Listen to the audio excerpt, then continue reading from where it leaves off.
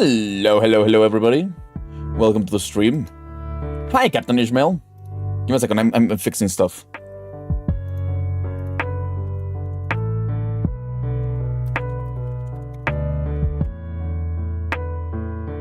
Going to fuck it. No. Excuse me? Colonel Sandals is not a chicken. Anyways, hi, Emily. Hi, Captain Salt. Hi, Steel. Yep, Colonel Sanders. A finger-licking good dating simulator. Hello, Geektard. Favorite pizza topping? Pineapple.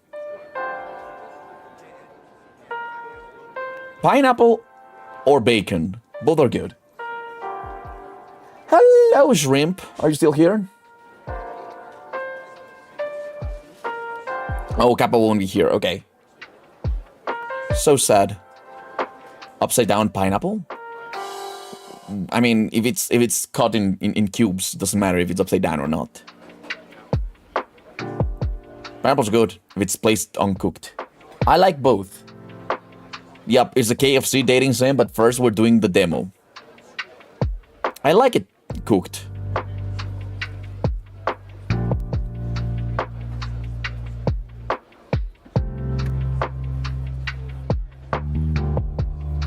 Hey, no. Pineapple goes on pizza. Like strawberry goes on sushi.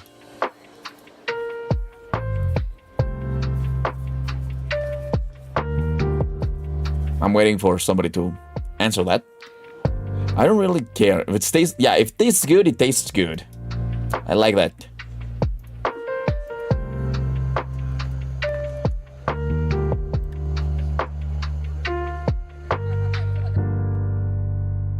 Where's shrimp? Yup.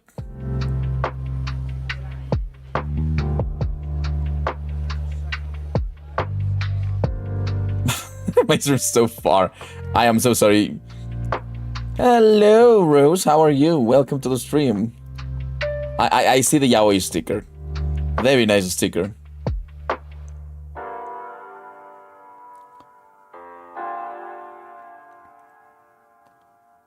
Guys, I'm trying to find shrimp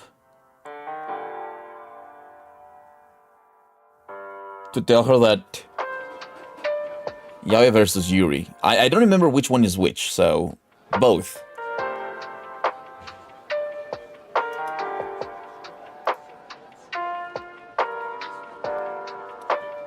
Yeah, Talia is the shrimp, but I don't see her on the Discord. Just to ping her that we are starting, you know?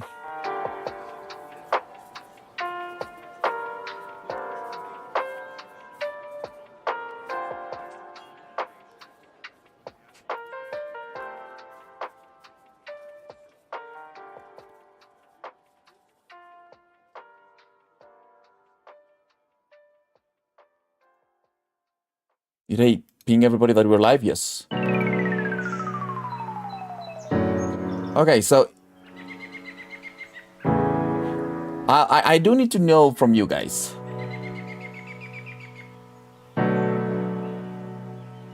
But first, let's start this.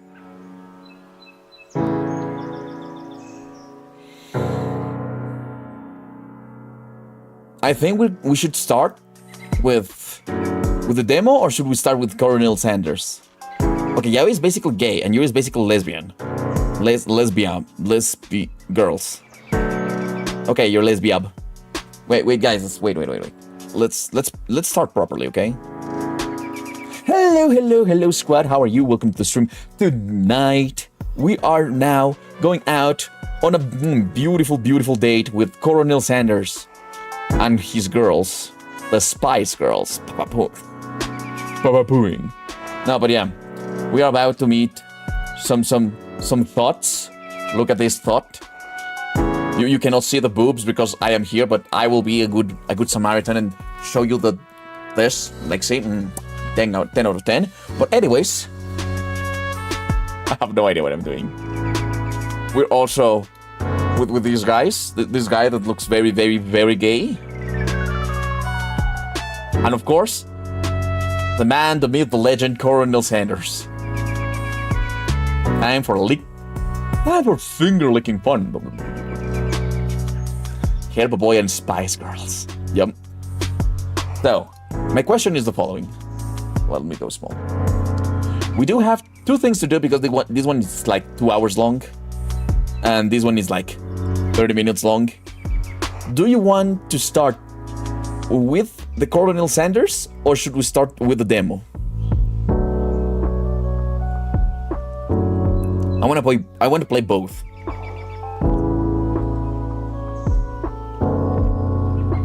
Yeah, boys and Spice Girls. I'm hungry now. I'm hungry for some chicken.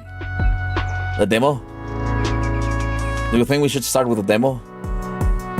Okay, let's start with the demo. I think the demo is with a controller. Yeah, it's controller. Okay, let's start with the demo. We will check it out, see how it is. Hopefully, I can make it full screen, so it's not this bad. But well, we played the demo from these guys last time. It was a different kind of game.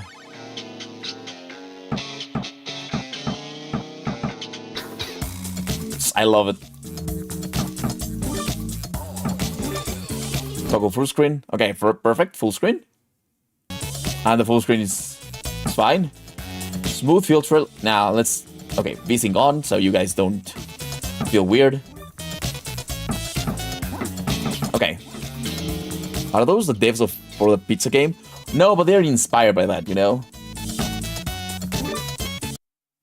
Okay, we will play a little bit. Can't say I've seen a wrecking crew use bombs before. Mighty fine work, you two. Here's a tip. Whoa, thanks, brother. Pleasure working with ya. She's cute. She's very cute, I'll be honest. Tell your friends. That was wicked. We ought to be the best wrecking crew in all of Boomtown. We totally killed it. And we even got a tip. Which one to spend it on, Buster? Weird characters. Very weird, but very cute. I like them. You was the one who knocked down 5 whole stories. Don't you think a dynamic gal like yourself deserves to pick? Tiki, stop it, you. I mean, I know what we could do. Oh my god, that face. Oh, you guys cannot see the face. Look at that face. That face. She's thinking something. Same face. Oh my god. Get in our PJs, order a pizza, and rent dinosaurs too. Return of the Apes. Really simping for characters? When not? You read my freaking mind. Come on, Bridget. Let's pack up so we can head home and chill.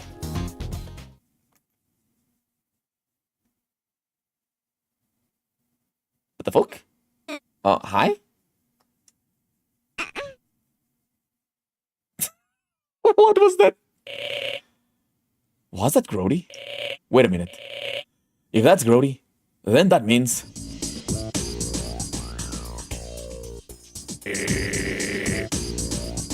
Yeah, you can just put that over there. The wizard. What the... I thought I already put you and your schemes back in the retirement, old man. Your nose is looking bigger than usual, bomb boy. You're muda. Why don't you and your little girlfriend go home? This doesn't involve you. You kill people for fun, so yeah. This kinda does involve us. Wow, that's pretty direct.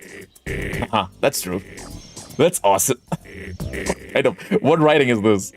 Listen, I'd love to just stand around and play grab ass, but I'm quite busy. Now we're just starting with this. You'd love to grab my what? Ass. You hear that, Bridget? He said he wants to what? Worth it. What do you mean important business? That is none of your concern. Stay out of my way, or I'll... Hey, wizard. So I wasn't gonna say anything. I'm not really one to tattle. But Goblin Jr. has barely helped us take over the city. He's just sitting around. So naturally, I told him if he doesn't get up, I'd kill him. But I was talking to him, so now he's crying, and hey, it's just sort of a whole thing. You're ruining my evil opening. Okay, I love the animations. What the fuck is going on? Hey, the plan is coming to motion. You two, stay out of this. As you can see, I have my own matters to attend to. And I don't need you sniffing around. I'll be sure to save you a seat for the opening premiere of Wizardtopia. So long for now, bum boy. I love the character designs. They got a what? Yeah, they opened a dark fountain. Oh yeah, you too, Bridget. I gotta get better with that, sorry. Okay. Me with Tanya. Wizardtopia? Not the most creative name, but alright. Buster? What is that thing? What are we gonna do? I don't know. But we ain't gonna stand around and find out. Come on, Bridget. We have those kills peoples. Explode people. Boomtown, New York. Work the 9-hour shift just to deal with this. Real nice. Could be worried about that purple sky thing. What the hell was that? Didn't you hear him? That's Wizardtopia. Oh, is it? I assume that's the thing that's going to make Wizardtopia. Oh. Yeah, that would make more sense. Okay. First order of business, we blow up that sky thing. Then we go home, get out of these work clothes, and make a sandwich. I'm not too sure we can really blow that up. Don't it seem kind of mystical? What else are we supposed to do? We're a wrecking crew, not rocket scientists. Wait, we know a scientist. We do? Wait, you're right, Dr. Zig. Zig's a freaking genius. He know what that thing in the sky is. You're perplexed. Okay? They are very cute, I agree. They are very cute. I won't interrupt, but I'm too intrigued. You're too intrigued? Oh, okay. There's always a subway stop around his lab. If we're quick, we could catch a train. Perfect. Then we'll head to the nearest subway station. I love the drawings, you know? So much energy. And you can all see the faces. The faces are absolutely great. I'll stay here so you can see the faces. Those trains leave wicked fast. Let's book it. Okay. I can jump. Oh, there's no more.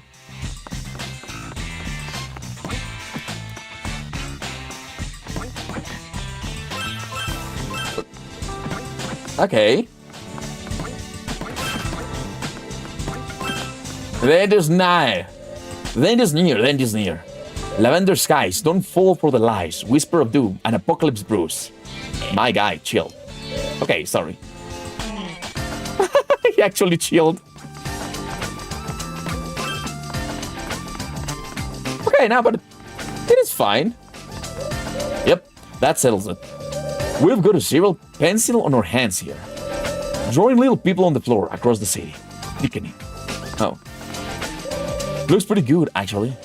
I can't even draw a stick figure.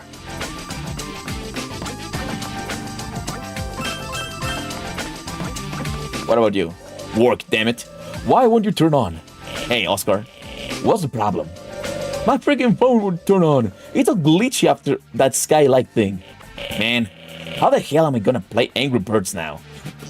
He's mentioning a real game, but I don't think you can do that. Oh, mine seems to be working. Maybe you just need to charge it? Nah. Zeke talked about this. Electronics can act a little funky around magic. You even had yours on when that sky thing opened. But don't sweat it, buddy. We're gonna take care of this. Just hang tight. I hope so, because this totally blows. Good luck, Buster. You too, Bridget. Oh. I mean, for being a demo, it's pretty nice, the first part. Hey, nice platforming, you guys. Used to do a bit of that in my days. Oh, he looks like fucking Mario.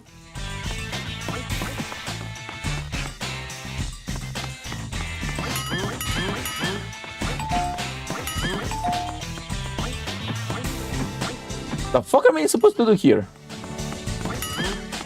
Oh, I get it, I get it.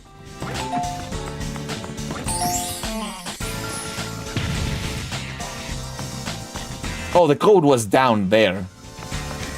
Buster Wrecking Company. I knew this ad would be a good investment.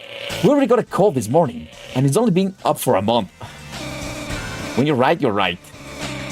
We're almost halfway done paying it off.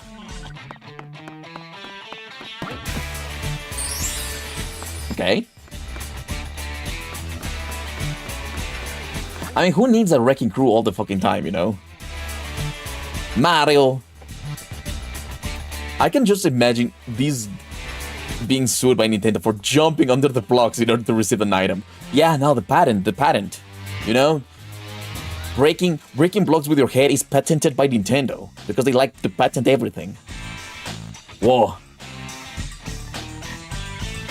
The mighty wizard. The wizard turned into stone. Okay, let me move like this.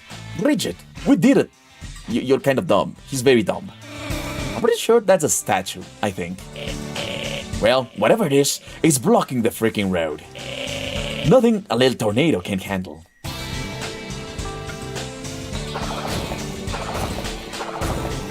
Maybe a double tornado? She's very cute. Oh, what's that? You wanna go? Keep my mother's name out of your mouth. I'll blow you to bits. Wait, that's a great idea. Who's that? Blowing it up. Yeah, you can just use the bombs from work earlier to blow it up. Hey, that's right. Yo, ugly. Buster 1, Stadio 0.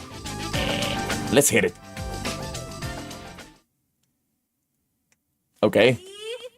Go! What do I do? Oh, it's mini games. Avoid. It's just mini games. When are they gonna release it? Yeah, it really reminds me of WarioWare, you know?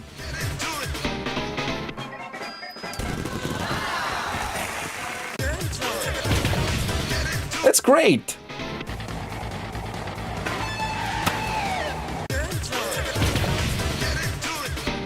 Dodge. Okay. Speed up. I really like the core gameplay.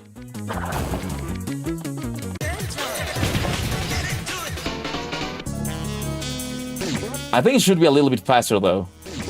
Oh, I'm hungry now. That looks great. The animations here are absolutely amazing.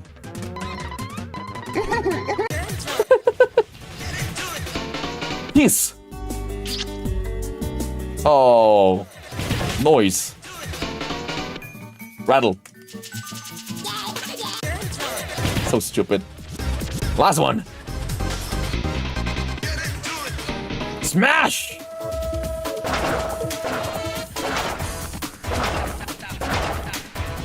Nice! Yeah, it's like playing WarioWare. They tried suing Pal World. I know. A marketing makes it, I think, and threatened to sue Gmod if they don't take off the Nintendo mods. So I wouldn't be surprised if they sue something by doing the box thing.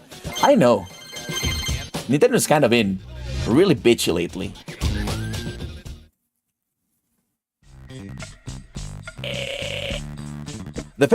I'm moving like this because I think the faces are really, really funny. So you can see the faces while I read.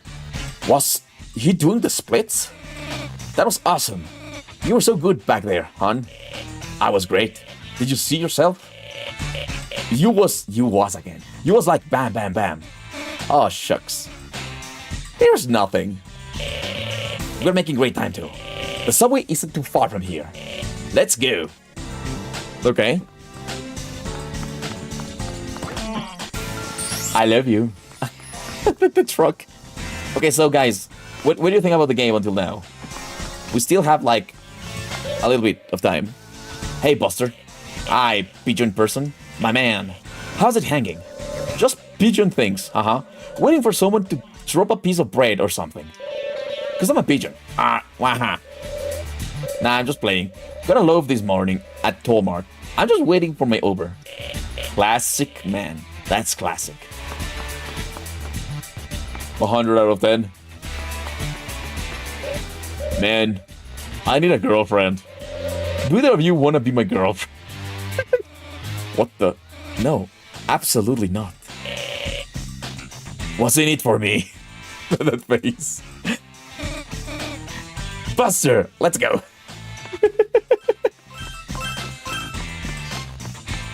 Oh my god, these guys. Hey, fellas, how's it hanging? Oh, hey, Buster. Doing alright, yourself? Good, good. They keep fucking punching. Wait, can I kill something here? Oh no, never mind.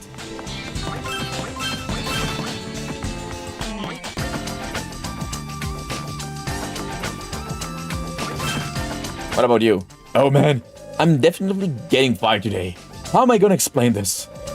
Sorry for being late. Hundreds of colorful little characters were blocking the road. I'm boned. Linda! Bridget. Hey, girl. You here to schedule an appointment? Oh, not today. I still like the curls. How are you?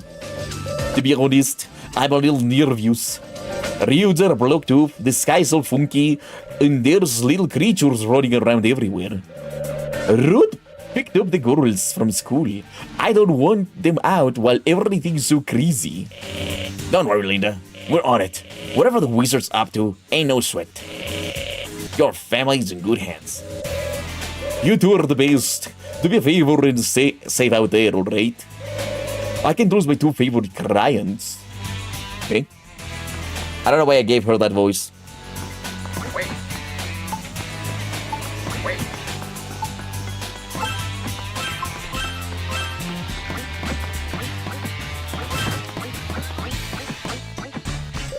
You, sir.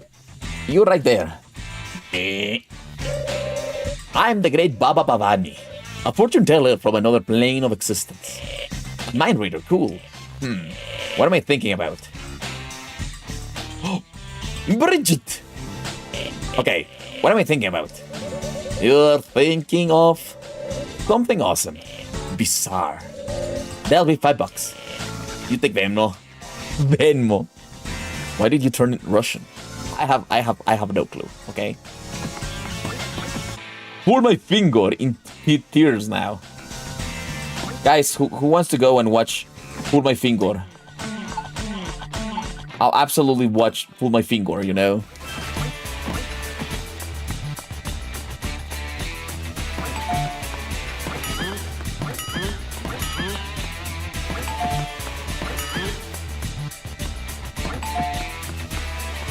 Oh, I get it now. Perfect. Oh, damn. Whoa, he went soaring. How'd you know he'd do that? Okay, to be completely honest, I had no idea what would happen. But that was the coolest thing I've ever saw.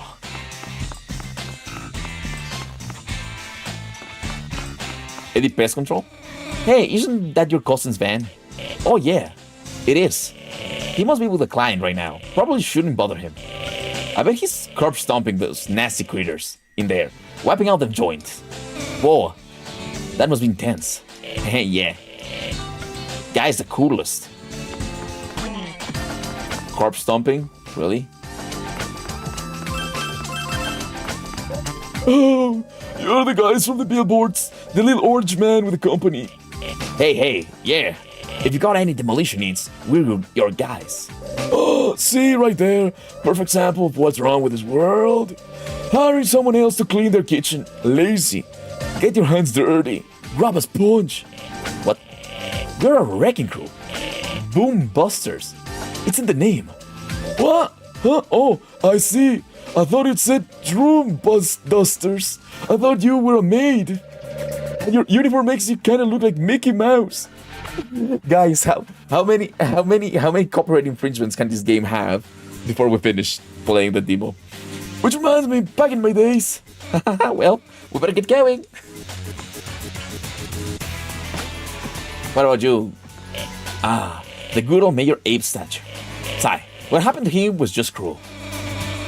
I can't believe His wheel fell off during the tragic dirt bike accident. So sad that there was that tragic dirt bike accident and he died from that. And televised, huh? I wouldn't wish such an awful death to my worst enemy. I would. The wizards suck. My feet are killing me. Have you seen my mom? Oh, no, I haven't. Yeah, me neither. Wanna hang out? Oh, no, not really. What the? Are you smoking? Nah, it's Trix flavored. Can I bomb a hit? But you're just a kid. I am 32. My mom's dead. Back off. Oh my fucking god. Let's get out of here. My mom is dead. The blue vein, yeah. There's a sign in one of the cones. Caution. Passage blocked off. Content available in full game. But the coin. I know. Oh, that's the end of the game. And I yawn. Miss, are you alright? Hey, down here. Huh? Yo, I gained consciousness about an hour ago. Don't tell her, though. What I got going on here is kind of a sweet gig. I'm sorry. I was half to drift off. Little guy kept me up all night. Haha, kids. Was there something you needed? No one will believe you. No, nothing. Sorry, ma'am. Okay. Talia. Shrimp. I don't know you have that name. Shrimp, can you tell me how long this game is? We made it. The subway stairs are up ahead. We're so cool.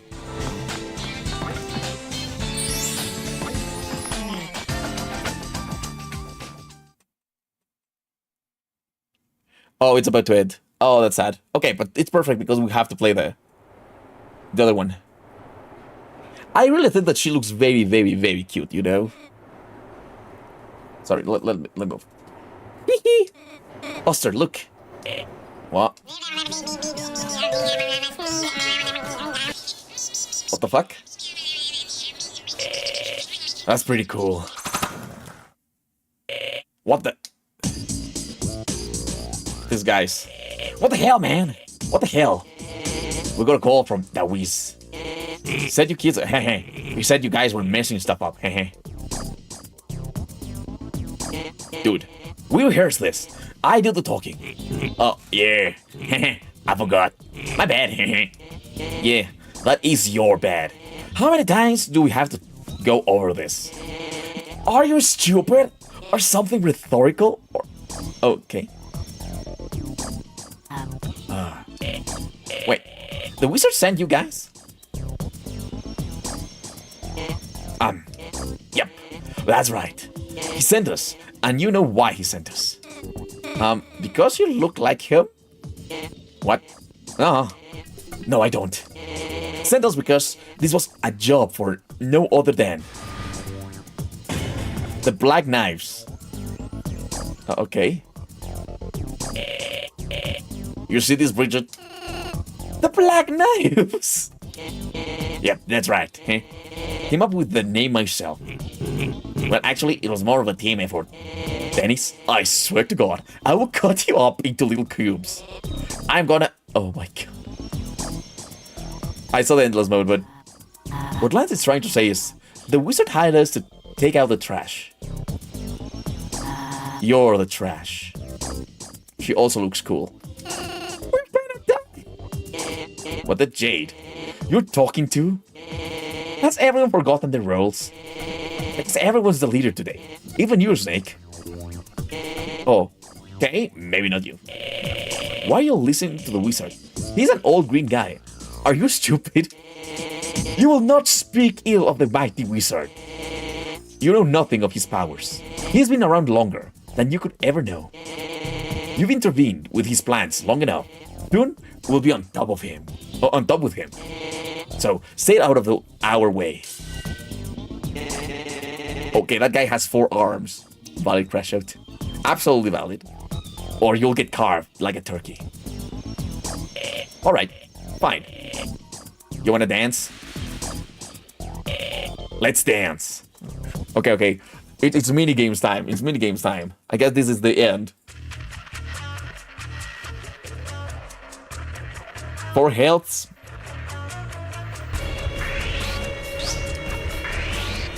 Oh, cool.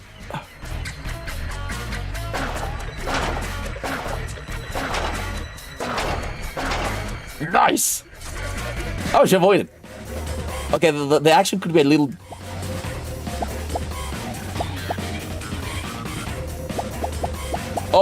Oh, fuck. Collect. Okay, now I get it, Swing!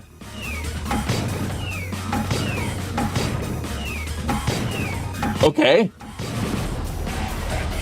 Very nice. Yeah, the action can be a little bit more good, you know? Good. Collect. Speed up.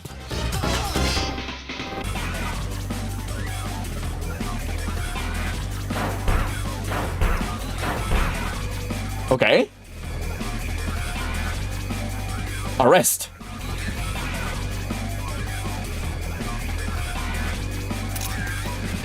Okay. Blast them.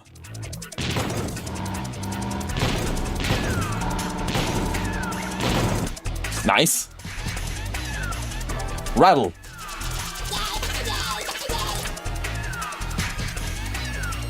Jump.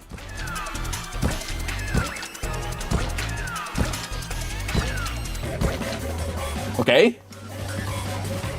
Attack. No! I fucking died. I didn't read.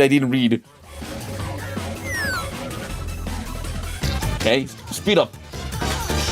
I need to read. Match. Nice! Okay.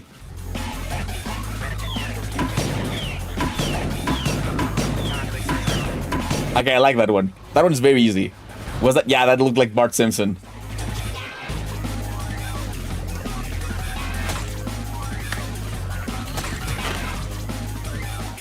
I didn't get it. I didn't understand that one. Memorize.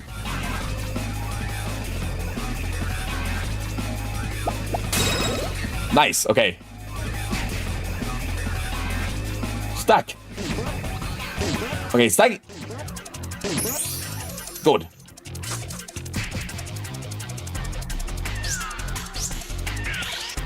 Okay. How long until... Okay, cool. Boss. Okay.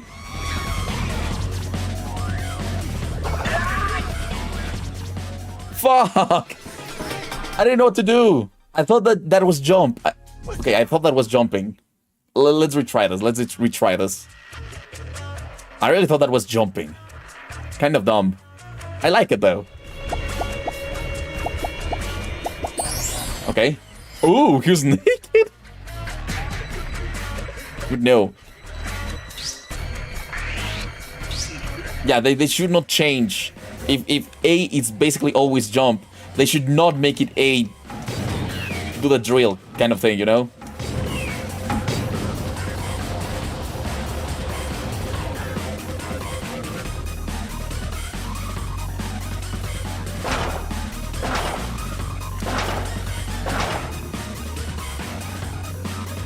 Nice.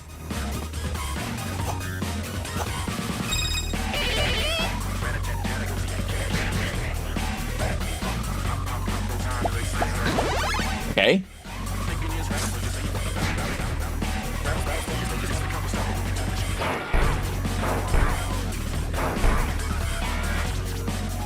Okay, speed up.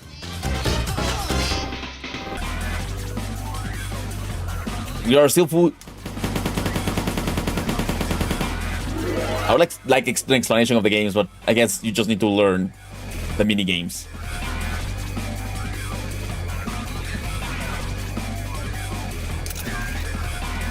Okay, cool.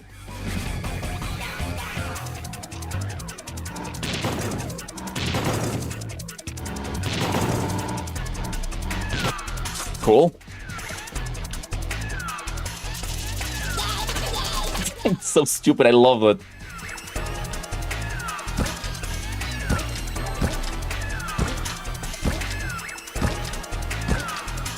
Okay. Cool. I wish there was more animations, you know? Attack. Yeah. I will not do the same freaking mistake, you know? Of spamming A.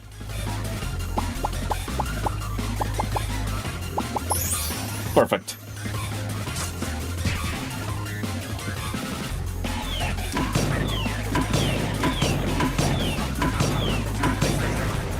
Nice. The music is good.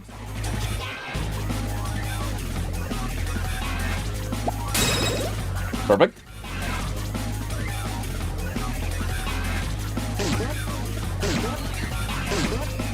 Okay, that was easy. Collect. Nice.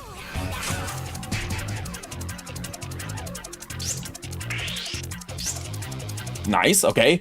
Boss. Stab, stab, stab. Okay, okay, I get it now. Okay, what do I do in this one? Oh, I have to move. Understood.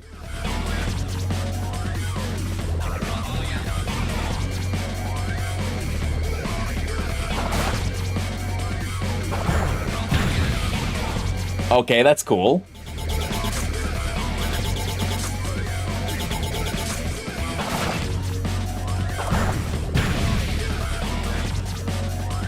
Yeah, this is a very, very cool fight, I must say. No! Oh, never mind. We got her. I thought I was gonna hit her. Okay, that was fun.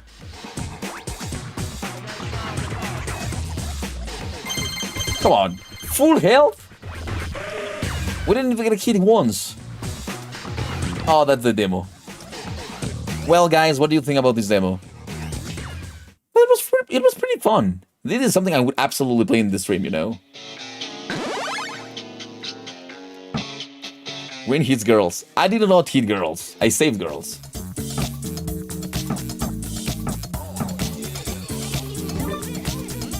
Yeah, quit game.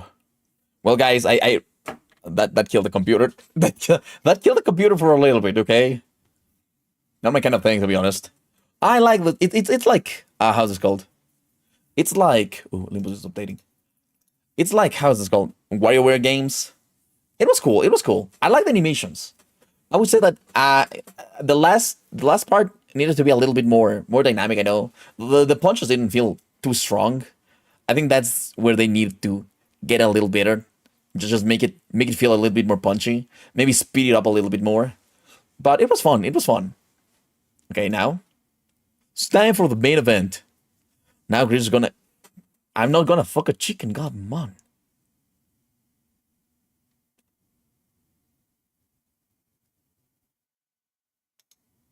Okay, sure. I hope this is not like KFC sending fucking malware to my computer, you know? PsyOps production. Oh yes, it's time.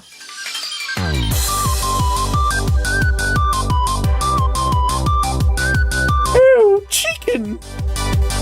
Oh my god.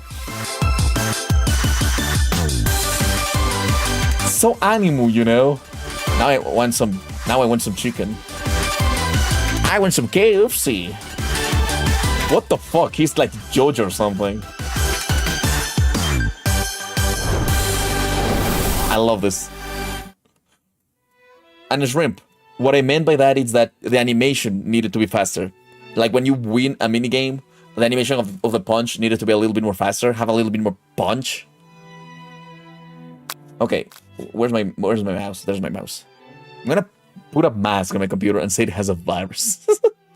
Oh my god. Okay, settings. Quality, yes, quality. This feels like it's made in the same thing I was making the game. Can you got me? Okay, how should I call myself? Welcome, chef. Before we get started, tell us your name. Okay, we of course need to be...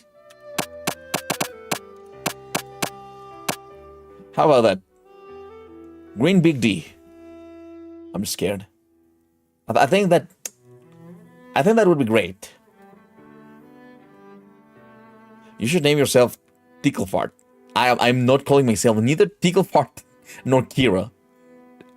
No, okay, just green, just green.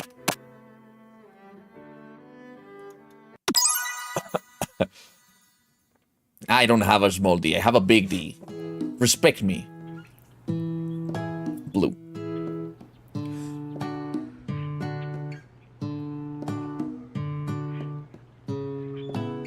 Okay. You sleep softly as the morning sun casts a warm glow through the window of your modest student apartment. That's a student apartment? Am I a girl or a boy in this game? These are our pearl necklaces. I am a girl. Fuck. Am I gonna get fucked by KFC? The world is peaceful and serene. You could stay in the moment forever. Or you could wake up now. Your first day of culinary school is no time to sleep in. Throw the clock out of the window and stay in bed forever. You slept through the school year and gave up on the once-in-a-lifetime opportunity to meet Colonel Sanders. Game over. Already? You might not be cut from this.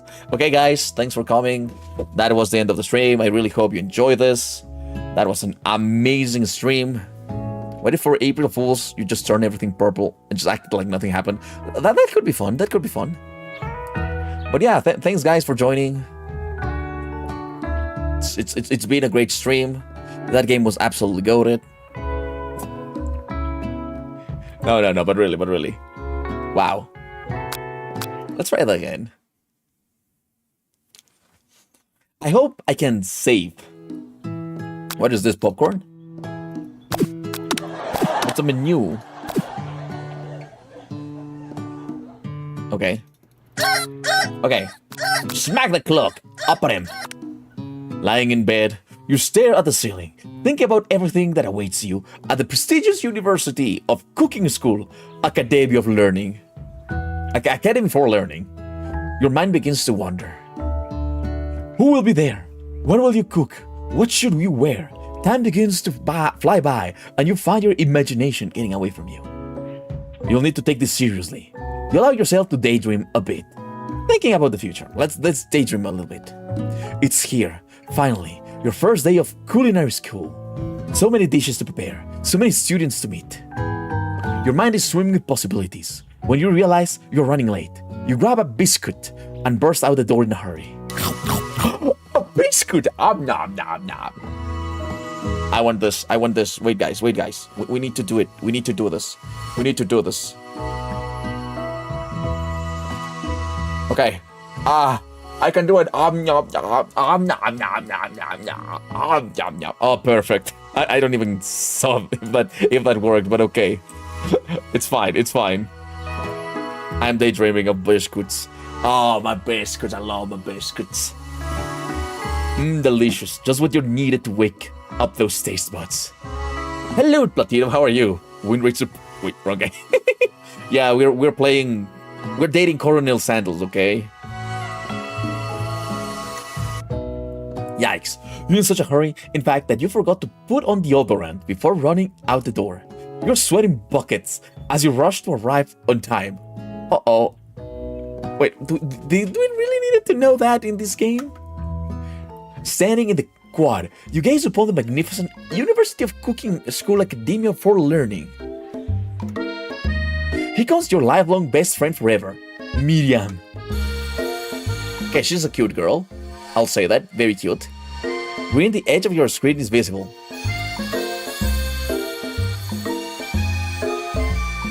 Green. Where? I don't see it.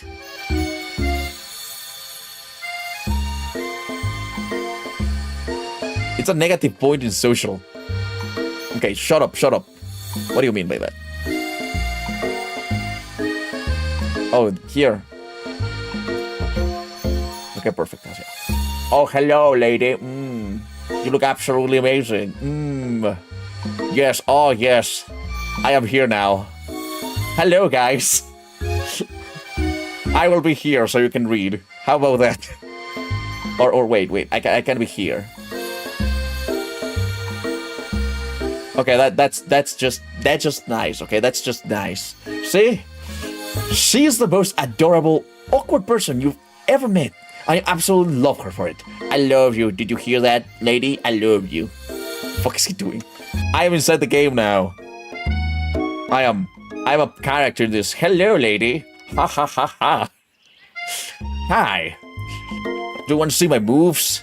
Do you want to see my moves? Wait a second. I have moves. Oh, moves. Do you like me? Ah, perfect. I am absolutely great. Ah ha ha ha.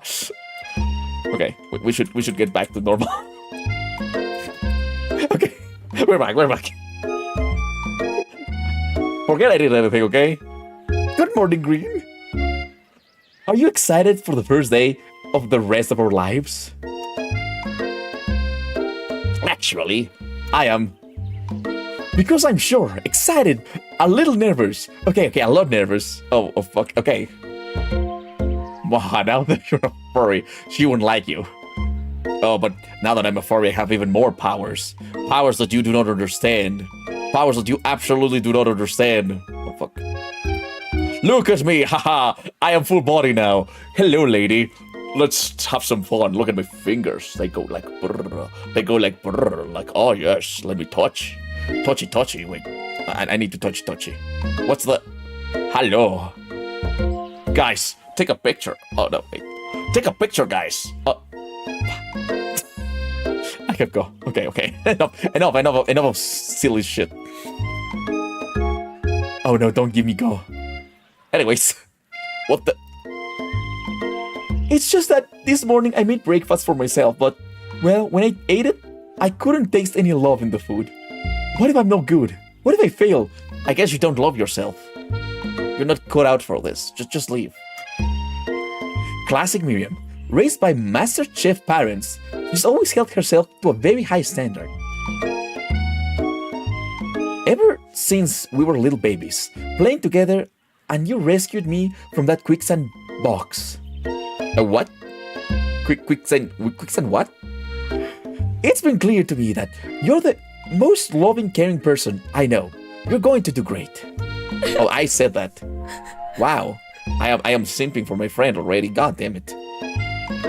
But with the University of Cooking School, Academy for Learning, famous 3-day only semesters. 3-day only semesters? What the fuck?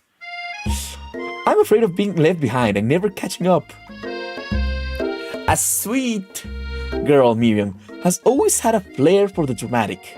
This summer, she got so nervous about her first kiss that she chipped a tooth practicing on a mannequin. Okay, this... What was KFC cooking with this shit? What is this dialogue? Is that whatever her name was? I hate myself too. Miriam, I think. You should pep talk her, or change the subject to give her some relief. Guys, let's pep talk with her, you know? She's our friend. We have to do this for our friend. We have to simp. Remember last month when we saw that fortune teller and had our tarot cards read? The lady with the mask who gave me nightmares? I've been trying to forget. I know she looked spoopy, but she was so sweet, and she told you that you were destined for great things. Remember that card with the fancy-looking tower?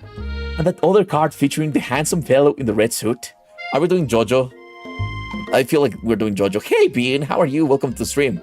You joined right in time. I've been waiting for so long to meet a handsome fellow I could call my own. Wait. But I am here. I am your handsome fellow. Look at my muscles. Look at me. Look sexy, very sexy. Absolutely great. You don't want me? Bitch. Anyways, moving on.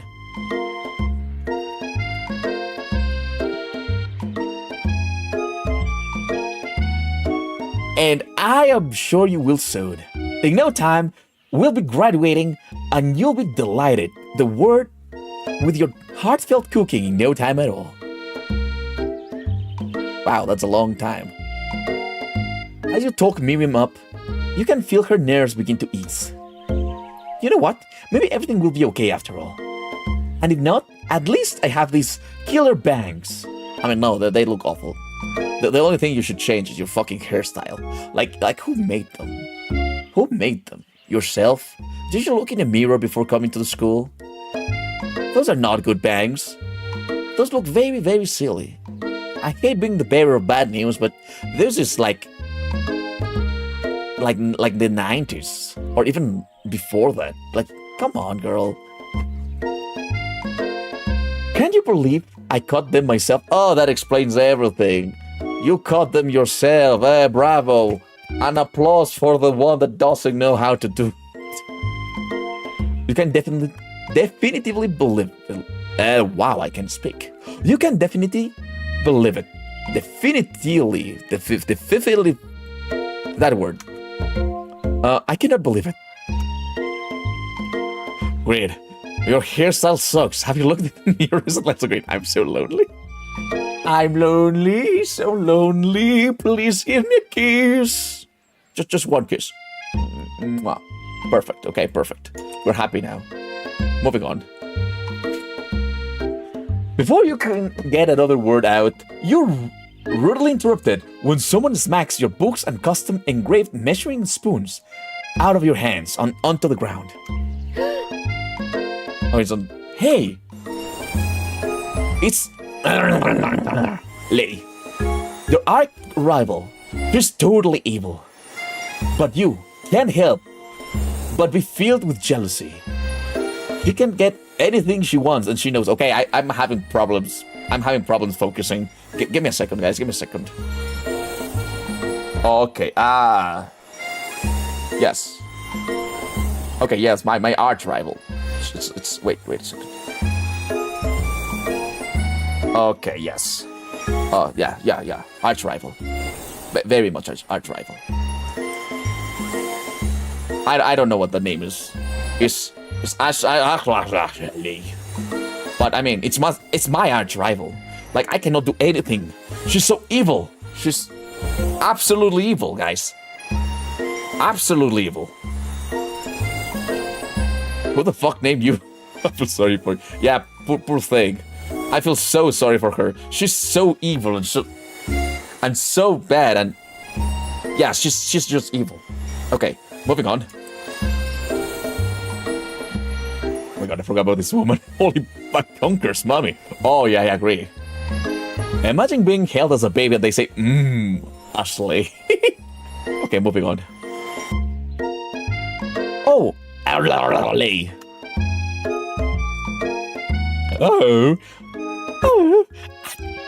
Oh god, I need to make a good voice for her. For the Basongas, I mean. For Ashley. Oh, I didn't see you there. Chicken shins? Chicken shins? You only have green in shins alone. They are perfectly normal shins. Yeah, look. Perfectly normal shins. Look at my perfectly normal shins. You can absolutely call them my perfectly normal shins. Look at it. Good. The fuck? For the Basongas. Okay, I'm kind of stupid.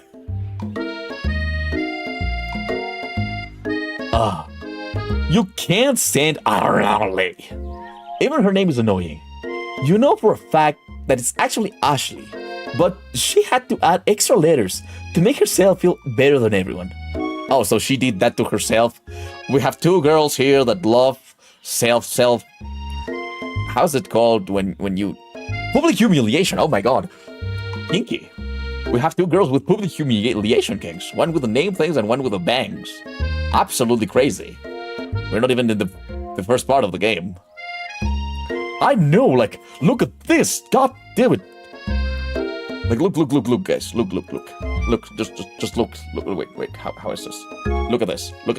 It's so fucking big. It's so fucking. Just you know, right? Look, it's at eye level now. It's absolutely great. Neuron activation. Anyways, she's the reason I love thighs. I mean, those thighs are absolutely great. Maybe the skirt's a little bit short.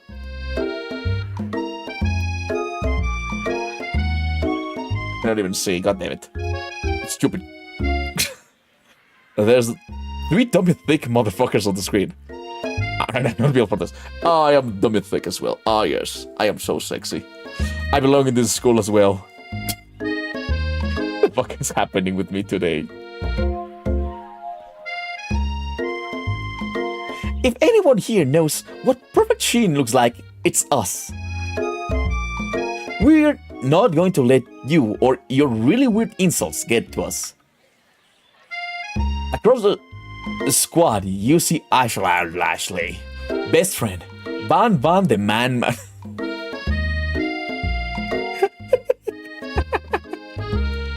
Oh my god. Van the man has stopped to look at his own reflection in the mirror. His pants are so tight, you can see him casually working out his glutes while he styles his hair. No lie, they're rocking glutes. What the hell is going on? Van? Okay, no, this is too gay. This is way too gay for me, guys. What the fuck?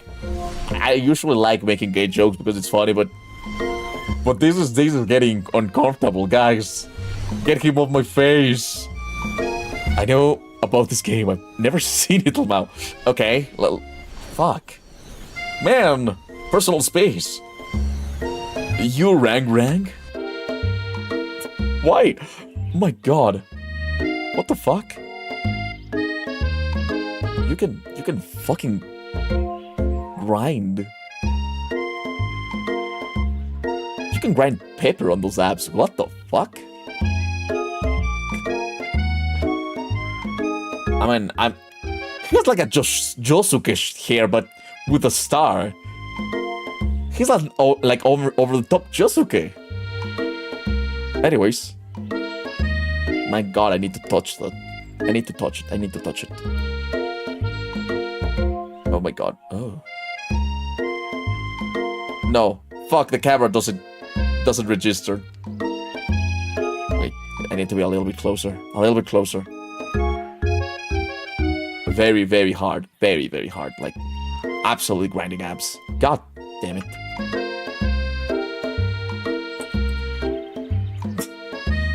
You've never been sure what their arrangement is, but as long as you've known them, Ashley and Van have been just as close as you and Miriam, but substantially more devious. Or devious? Does he have a reverse pair build? I don't know. Yeah, he's a little bit broken. When are you supposed to date the old sexy man? We will get there. I can't believe that University of Cooking School Academy of Learning would ever allow people like you to attend as students. I know, right? You'd think they'd just hand us our diplomas now. Or maybe hire us an honest professors. You amateurs could learn a lot from us. With the first day of school about to start, there's just no time to properly tell these two off. So you resist the urge. Let's go, Miriam. Psst. See you later, losers. As you approach the door, you see a goofy-looking kid pushing hard against the window, directly next to it. The fuck? What kind of fucking game is this? He just farted. Why is there a kid here? Oopsie! I think it's broken. You reach forward and easily pull the door open. Oh, that should do the trick. Love you. I think you mean thank you? My name is Pop. I was named after my Pop. He's old. Oh my god, he's Pop. Could someone like this also be a student at the school? He must be one heck of a chef. Also, his name tag clearly says Bob, but I guess he's reading it upside down. Hi, Pop. I'm green. So, are you going to make me hold this door all day? Nope. And with that, the young man walks into the building ahead of you. Aww. Is it just me, or is he kind of cute? He's a kid, Miriam. Just back off. Don't make me call the fucking police. Miriam, I thought better of you. God damn it. You're a freak. I think it's just you. You both shrug your shoulders before following him into the building. That's a real person. Up there, there's a real person. Green calling a kid cute doesn't have to mean like that. I am making the jokes here. I can make whatever the fuck joke I want. I don't know. I like Miriam, but at the same time, I feel like she would be one of those friends that I bully. Like, she's a good friend, but I would still bully her. God damn it, I'm a bad person. But bully in a good sense, okay? A bully in a way that we're both laughing. Like I do with you guys. I bully you guys because I love you. Isn't the dude breaking some sort of dress code or some shit? I mean, I am pretty much naked here. Just saying, okay? Everyone I know, I bully with love. Exactly, I bully with love. You stand at the edge of the room, unsure where to sit.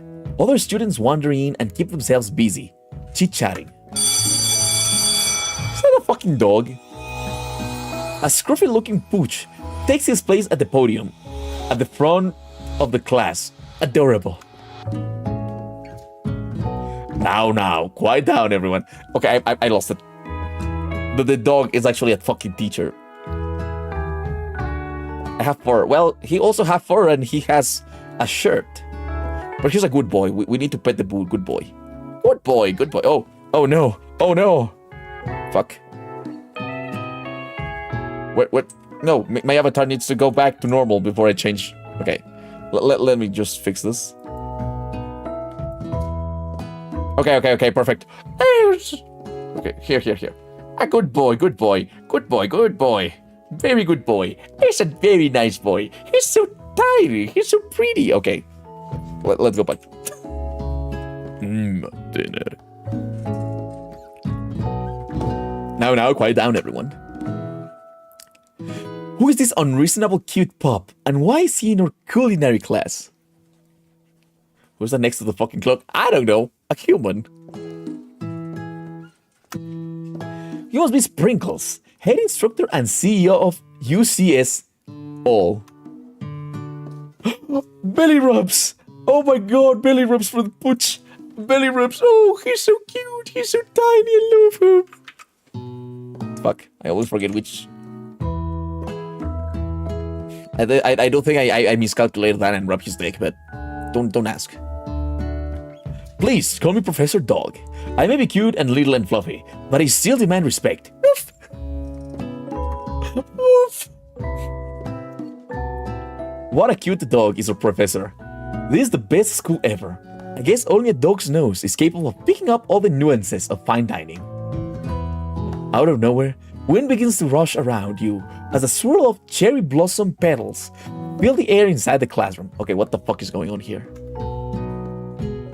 I am chilly. Someone close the window. And then he walks in. Oh my god, the DILF.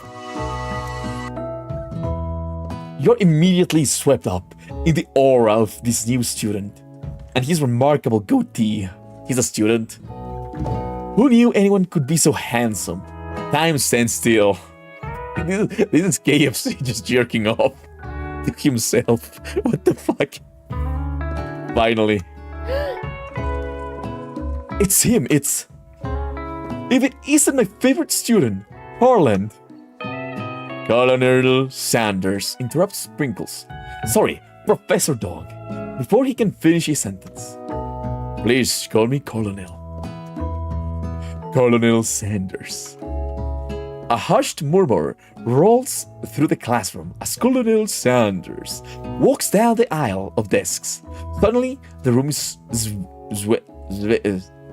how the fuck do you pronounce that word? Sweltering. Sweat begins to beat across your brow. You feel like everyone is looking at you, and you're not entirely wrong. Okay, quick question. Why have we heard about sweating like twice already? Should we call the elf Sanders? I came all over my scale. God damn, guys, keep it in your pants. Ashley. And this over here must be Sweaty Sweat-a-Lot. Okay, what? Maybe we should open the window back up before Faucet Pete's melts into a puddle and evaporates entirely. What's with that face? Hold on just a second. Nobody talks to my friends like that. You two both know my name. We were in the same kindergarten class. And what is with all your really weird insults? Besides, when Green sweats, it's not gross, it's beautiful. Look at that shimmer. Guys, I'm very sweaty. I am so sweaty. Who wants to smell a little bit? You heard her. It's just beautiful. Oh, yeah, so good. Oh, tasty. Oh my god. God damn it, actually. I mean, why? It's not my fault. It's the fault of the game. You turn to find Colonel Sanders standing right in front of you. Colonel Sanders, beautiful angel that he is, stands before you, smiling gently, his hand outstretched. I want the deal, not you win. Oh, my heart, my soul, my butt, and my crack. That hurt me, Bean, that hurt me. Boy, howdy, this classroom gets hotter than a Kentucky fryer. Fucking shit. Please use my handkerchief. No, why? No. Guys, get the deal off me. Stranger danger. The devil's getting to me. You freeze up. Colonel Sanders is talking to you. Wait, Colonel Sanders is talking to you about how sweaty you look? You're completely mortified. Why are we talking so much about sweat? What the kind of fuck is... This is weird. This is so fucking weird. This can be your first interaction. What if he never forgets this moment? How will you respond? We take the handkerchief. Yes. You stretch out your hand, and Colonel Sanders places the fine silk handkerchief in it. This is a fetish game. I guess KFC just made a freaking sweat fetish game. God damn it. This is just fetish at this point. I know, this is so fucking weird. Why are we mentioning sweat so much? It's so beautiful. You hesitate to press it to your face, but when you do, the feeling is transcendent. It has his natural scent on it. Wait, also musk? God damn it. It smells of the most delicious chicken you've ever smelled. What the fuck? Okay, I was making jokes, but I am actually kind of concerned to whoever made this game. Colonel Sanders' favorite fetish, sweat, is very musky. Like, have this. Everything I touch smells like chicken. Chicken. Why? Professor Dog steps in to settle the class down and set some ground rules. Welcome to University of Cooking School, Academy of Learning, the greatest culinary academy in the world. The birthplace of culinary legends past, present, and future. Many challenges await you. There will be tears. There will be blood.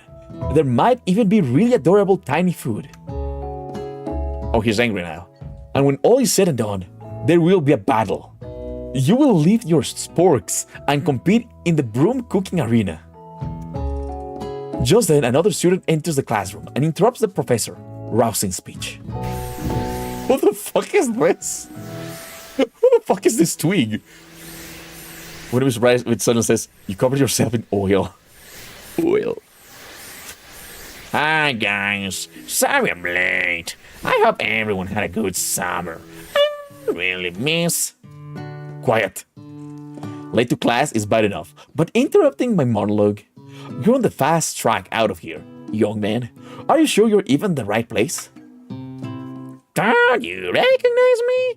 This is my third year in this school, with you as my teacher. Everyone stares at him blankly. Does no one remember me? I am... You're expelled if you utter one more word before I finish. Let that be a lesson to you students, that tardiness is unacceptable. Even Clank made it here on time, rolling halfway across town on his tiny wheels. What the fuck is Clank? Do we have a clanker here? You turn to see the student Sprinkles is referencing, who appears to be some sort of industrial kitchen appliance. Well, we have a clanker here. We have a clanker here. The class burst into laughter. Oh, Clank, you rascal. What the fuck? Sprinkles walks in the classroom as everyone stands in silent obedience. When he gets to you, he lifts his nose into the air and takes a deep sniff. Your diet is lacking. Based on what I'm picking up here, you definitely need a multivitamin. You should be taking better care of yourself. You've never had a talking dog as a teacher before, but Sprinkles' reputation for being smart but tough is well known. You decide to try to butter him up by giving him a treat from your pocket. But what kind? Playing this game in the Big 25 is so weird. I am 30. This is very fucking weird. A beef treat, a rubber ball, a chicken snack? Of course, it's KFC. Let's give him a chicken snack. You reach beneath your apron and return with a chicken snack in your hand. Sprinkles' eyes go wide as he locks onto it. His favorite. Well. I think there might be some competition for a new star student. The furry professor immediately devours the snack, leaving your hand sleek with a coating of warm doggy drool. Why? Why do you need to focus so much in bodily fluids? What kind? This is very odd. This is absolutely odd. Cool, cats. Why the fuck do you have a chicken snack under your apron? It was my chicken. Haha. Nice, cats. You see the other students eyeing you jealously, but pay no mind to them. If they wanted to success in life, they should have learned the importance of carrying a range of dog treats flavors on them at all times. Settle down. Oh, settle down, young chefs. Take your seats and prepare to have your minds open to the amazing possibilities of culinary creation. As everyone rushes to claim their favorite seats, you're left standing at the front of the room. Only two options remain. Hey Grid, there's still a seat here. It seems that no one has claimed this seat next to me, if you're interested. Two good options, but which one to choose? Okay guys, what should I do? I should have went to my AIPF instead of watching this shit. I mean, I don't know what's worse. Bros before host, pick your friend. What? Okay. But come on guys, it's Colonel Sanders. He just wants to smell my mask, you know? Like, oh yes, you smell like chicken. Do you eat chicken every time? I smell like chicken all the time. Okay, no, I'm kind of freaking out by Colonel Sanders. You move to take your seat by Miriam. I am so glad to have you near me to support me through this class. Of course, you're my best friend. Who else would I sit by? Colonel Sanders? He has such a magnetic personality, and there's a seat open right next to him. If you had sat there, you might have gotten to know him a little better. I'd never sacrifice our friendship. Besides, I'm sure I'll get a chance to talk to him later in the semester. I've got 3 whole days. That's like a lifetime. Actually, no, the deal makes it worth the fetish. What the fuck? No way this turns into a bad end. So you say, but now that Mira mentions it, that Colonel Sanders is just so darn dreamy. As soon as you've settled into your seat, the professor makes an announcement. This shit is wild. Think fast, it's time for a pop quiz. Yay, a quiz about me. This incredibly important and surprisingly short quiz will tell me if you're ready for a life of culinary school. Keep your knives sharp and your focus sharper. Here comes question number 1. If a train A is arriving at point B and train B is traveling to point A, how important is it to wash your hands before cooking?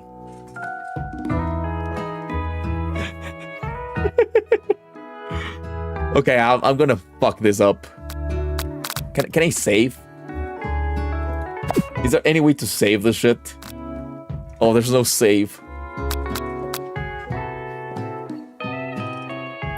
What should I do? It doesn't matter at all. That's wrong. Forest is 3, as chicken is 2. Night vision googles. It's D. Green, it's E. That's wrong. What is the most efficient eating utensils ever created? A comically oversized fork. That's wrong. What food is the best for a broken heart? A camel meat. It comes from a camel toe. What the fuck? That's wrong. Is Sprinkles a good boy? No. That's wrong. He's nothing but the best. 0 out of 5. Your total score is... Fail. If you can't stand the heat, stay out of the dating simulator. What the fuck? If you can't stand the heat, stay out of the dating simulator. What the fuck? Oh my god. Oh. Let's try again, boys.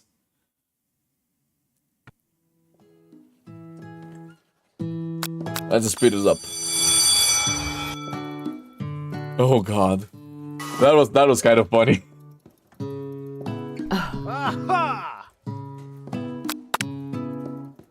No!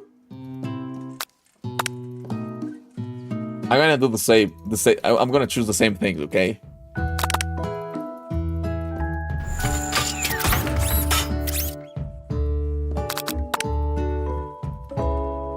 Okay, so apparently I chose wrong.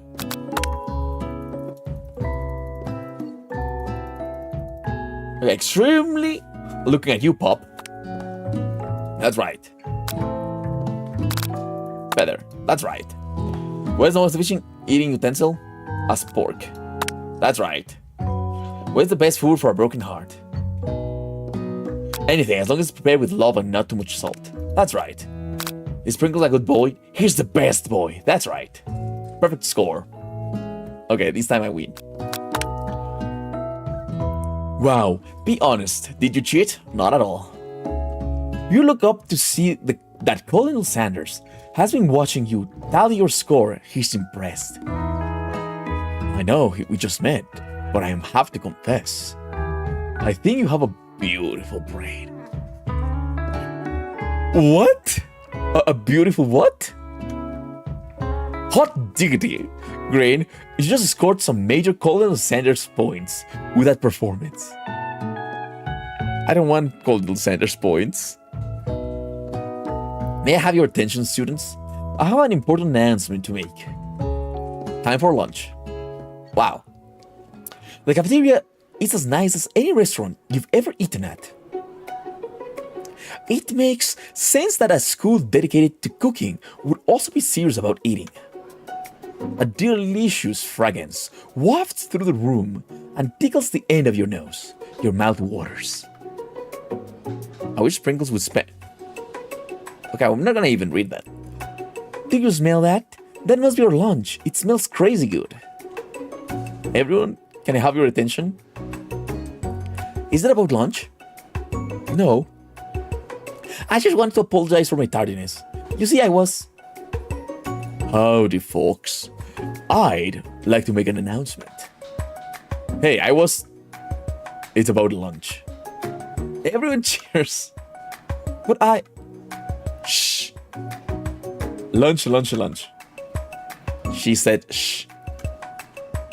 In honor of the new semester, I have prepared something special to share with everyone for lunch. Aha! That must be the smell I smelled. Indeed. The poses. Goddamn the poses. Indeed, that smell. You hold your breath, waiting to see what food this mysterious student has created. You've heard that he's very talented, but were the rumors true? Is this chicken? Colonel Sanders lifted a large bucket above his head. Its contents glimmer in the light. Colonel Sanders chicken, KFC. Filled high are huge pieces of chicken, breaded and fried to a crispy golden finish. The aroma envelops you, and you begin to feel warm and safe. Colonel Sanders has filled a bucket with chicken. What a novel concept. This is so fucking stupid, I love it. Your stomach begins to grumble, as if to say, stop thinking and start eating. Canes? You want cane? What? For years, I have been developing a secret recipe for the perfect fried chicken. By my calculations, nothing less than 11 herbs and spices are required to achieve the perfect balance of flavors. You look around and notice that every other student has a pen and paper and is scribbling notes as fast as they can. But that's all I say about that. Oh, we got these guys. In food farce. Okay. What? You think we want your stupid secret recipe, dude? Nah, my dude. Nah. Stop. Get off my face, you. No! It's too gay. I'm just drafting a last will and testament in case one of those ingredients is a poison. Got him? Okay, that face kind of funny. He looks around nervously to see if anyone else is laughing at his sick burn. You wait to see what singer has prepared to follow up, but she suddenly takes a different approach. Yeah, I know it's just like writing in my diary. Dear diary, today I smelled something beautiful. I knew at that moment that only the hands of a true gentleman could fry chicken so tender. Oh my god, that ass. I mean, I'm not watching at her ass. It's a cartoon drawing, guys. We don't look at ass. You see her body language change from bitter and evil to sweet and innocent as she slides closer to Colonel Sanders. You realize that he's destined for greatness and fame with cooking skills like this. She wants him all to herself. Susie. Oh, please. Well, Van, the man. If you don't want any, I'll take this. Whoa, hold on. I guess I'll try it. He takes one bite, and his eyes grow wide. He starts contorting his face, and he tries to hold in his pure exhilaration and act unimpressed. Easy now. There is enough for everyone. Please, my fellow classmates, dig in. KFC chicken. I think as Susie, he's just called ass. He's not yours.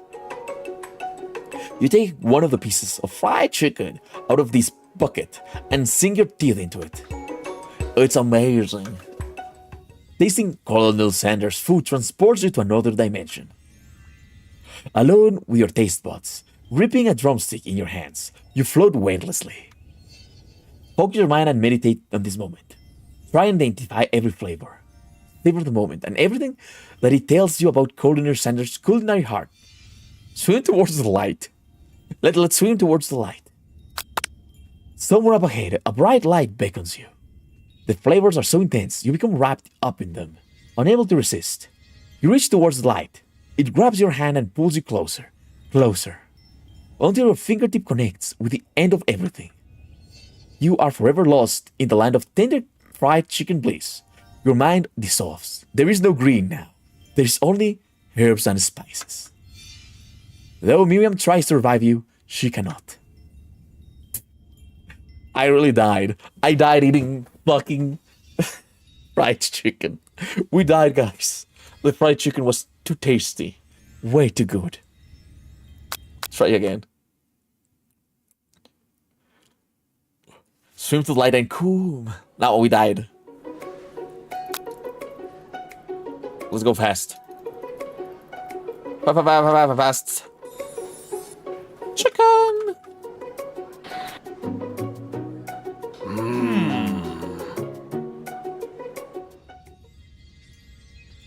Food wars, but you overdose. Yeah, we overdose in tastiness. Okay, yeah, try to identify every flavor.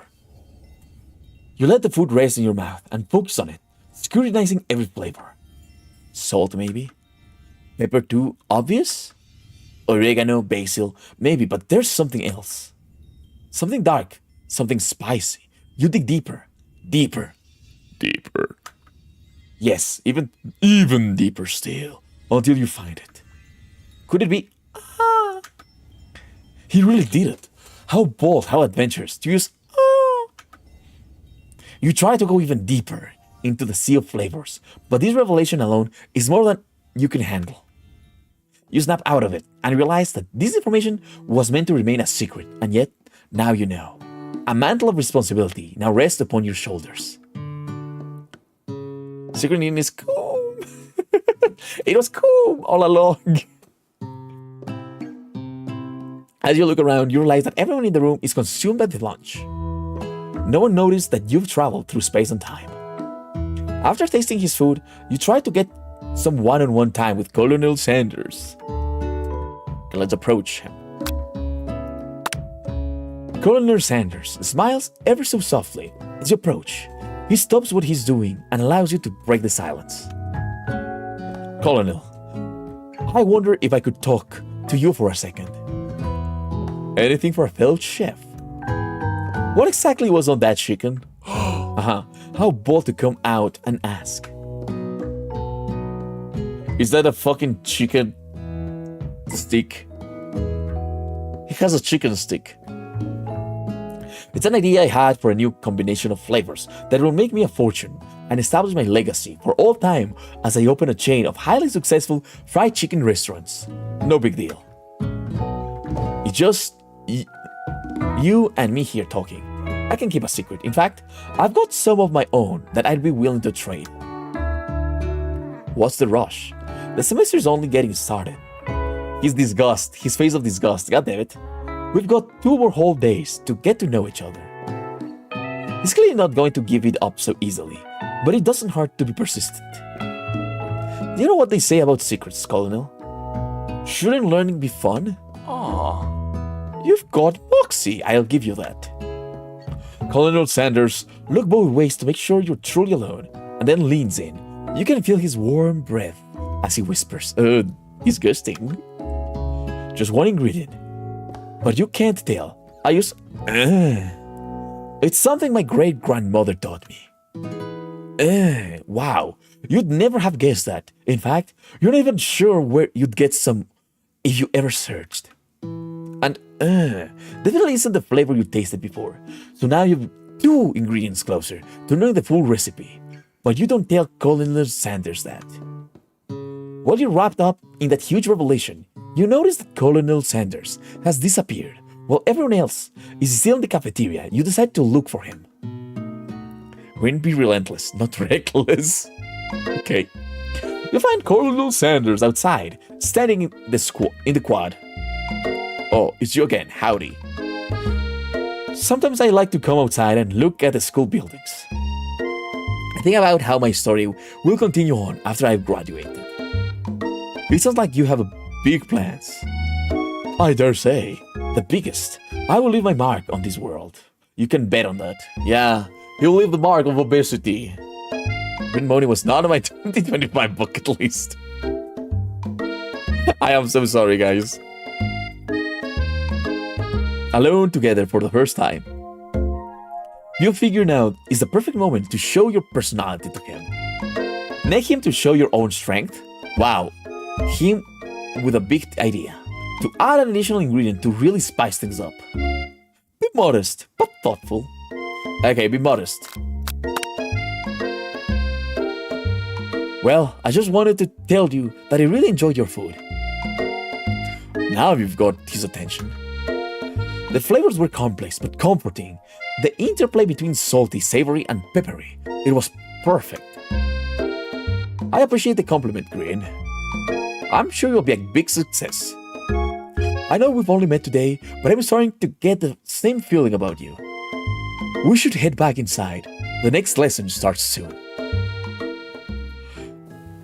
What the fuck is this, like Hell's Kitchen or something? No, not Hell's Kitchen. How's that called? That fucking show. I think it's Hell's Kitchen. Show him your strength. I'm strong, guys. Look at me. I am sexy. You step into the massive cooking arena, where the afternoon lesson will take place. Each student gets an oven and all the tools and ingredients they could need. Look at this place. It's magnificent.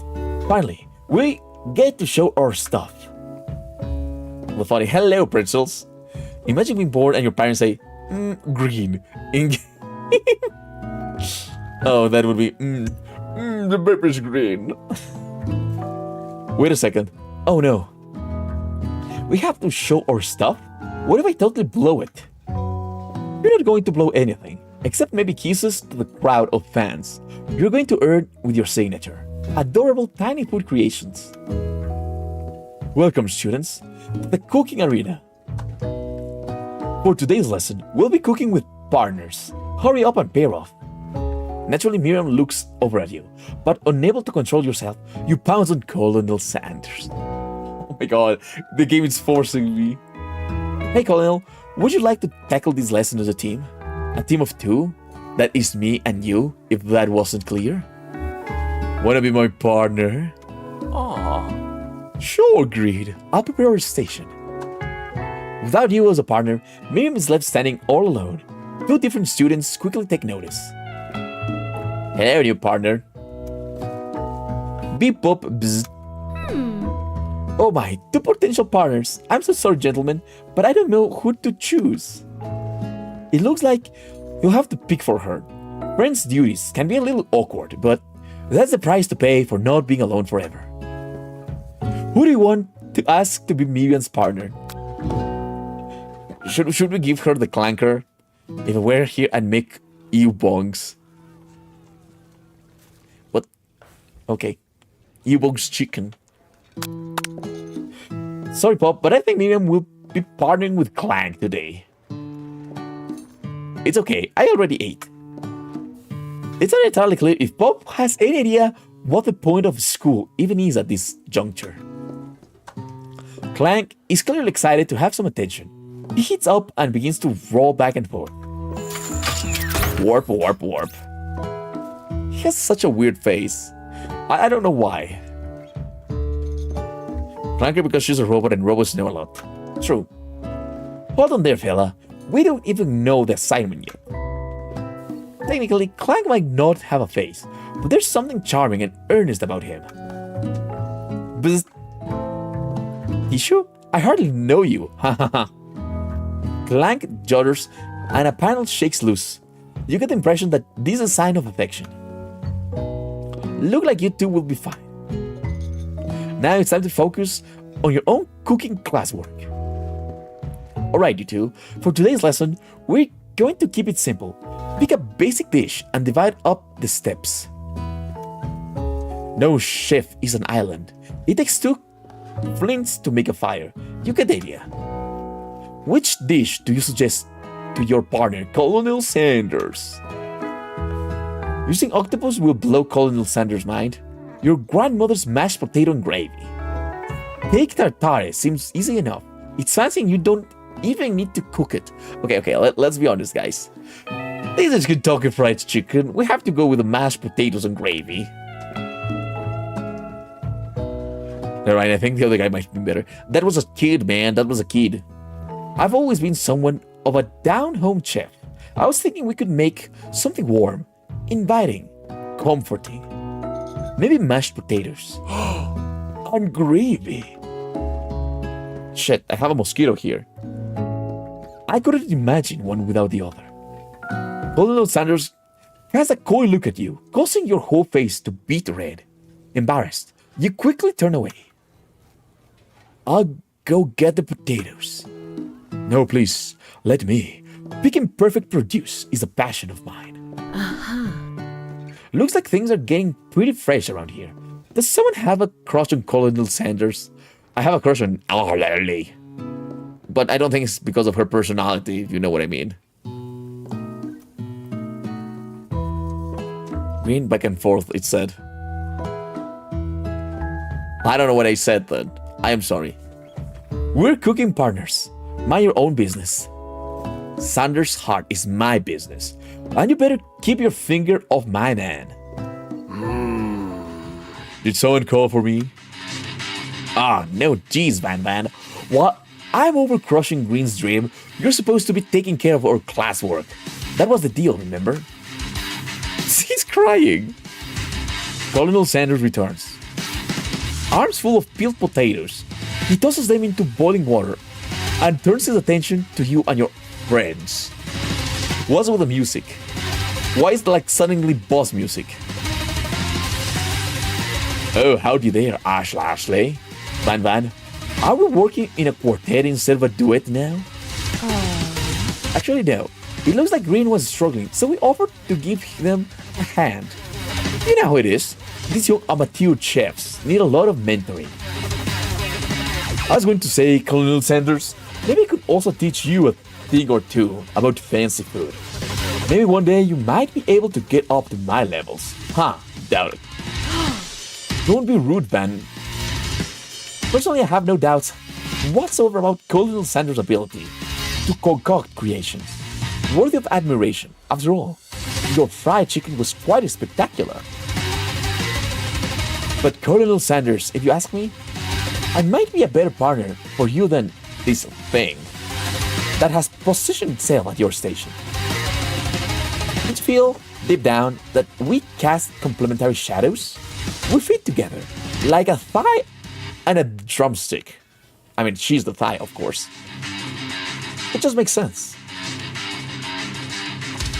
Is that a bot on Twitch? Yeah, it's a bot. Cats should be the one deleting them, you know? Nothing about this makes any sense. But one thing is clear. She's coming for Colonel. If you don't watch out. Alright. He's really going at your hand. At you hard. You need to ask for some backup here before things get ugly.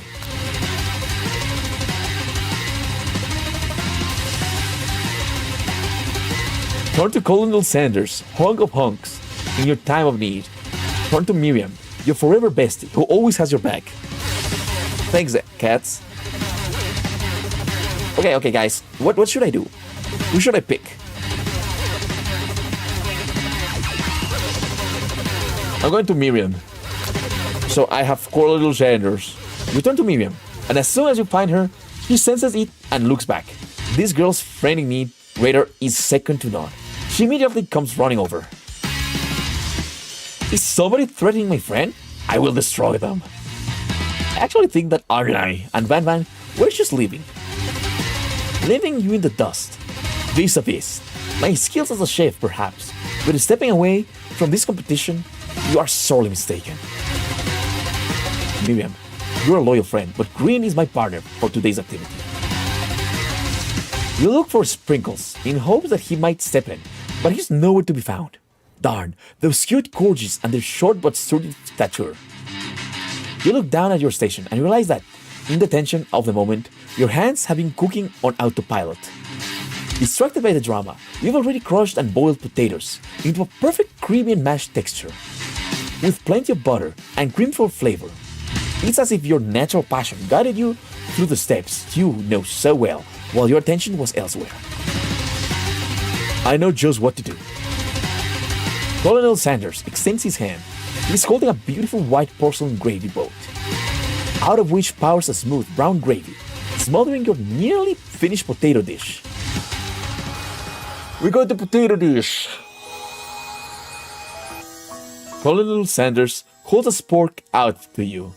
You reach out and grab hold of it, but he doesn't immediately let go. The two of you stand holding the same spork, and for that small moment, all of the madness and pressure in this crazy world stops. Same. I mean, I want potatoes, I don't want Sanders. What was that SCP? Oh, and hello, another wolf. Welcome to the stream. Your eyes lock. The moment is electric. The time stands still. If you love something, set it free. Together, you dig the utensils into the mashed potatoes and leave a heaping sporkful up. When you see Arley with a sinister look, you know she's plotting against you to be with Colonel Sanders. And then, filled with rage and without thinking, you fling the sporkful of mashed potatoes right into Arley's stupid, beautiful face. Van, do something, do something! Scooping up a fingerful, Van tastes the dripping mashed potatoes and gravy and realizes that it's delicious. Horrified by this revelation, he slinks away. Will he ever be able to cook something with so much love and integrity? Hold on right there, Grade. We do not waste food in the room cooking arena. Colonel Sanders, I expect better from you. If you throw one more spoonful, you'd both better be prepared to eat it from wherever it lands. Can I hash potatoes, face? Van rushes back over and covered dish in his hand. Is that a fucking axe? He served an octopus with a fucking axe. What are you, what? Oh my god. Mashed potatoes with gravy, pathetic. In just a few minutes, I prepared a full meal. Gaze upon my specialty. Braised tentacle of octopus in my silky saltwater sauce, flattened on a battle axe, blade forged by my supreme chef ancestors. You've ignored me for too long. That ends now. It is I who will take the first bite and you will all look on with envy. The interrupting student rushed at Van and swiped a bite of his signature dish right off the plate. No, don't! Something about this dish doesn't strike my nose quite right. I think the octopus was rushed and may have turned in the process. The result could be toxic. Too late, it has been eaten. I think I left something in the oven. I don't feel so good. This is very, very fucking stupid. I know I said that before. His hair looks like a Star Josuke. It killed him. Everyone step back. Don't take another bite. When you look back at the plate, the rest of it's gone. You notice the tip of the tentacle being slurped up in Pop's mouth. Pop winces in pain for a moment, then is almost immediate. Back to his oblivious self. Oopsie. Tastes like poison. The entire class has gathered to watch Pop's final moments. Shock has frozen the whole crowd. They are as motionless as the statues. The class bell rings, disrupting the moment, and snapping everyone back to reality. It would appear that Pop's enthusiasm for trying new things, despite obvious danger, has inoculated him against poisons of all kinds. I'm not sure the professor here make enough money. Hello? I just turned into a ghost over here. Seeing that you're shaken up by that really annoying student and all his nonsense, Colonel Sanders approaches you. I'm sorry you had to go through that. Please, let me walk you home. What? Like, for real? Oh, come on. You follow Colonel Sanders out of the room. At night, the school building has taken on another vibe entirely. It's dark and more than a little spooky. Colonel Sanders stands in the quad's neon glow and speaks softly. Those mashed potatoes you made in class today. Before you go on, I want to know, they are not a great representation of my skills. I didn't even realize I was making them. They were amazing.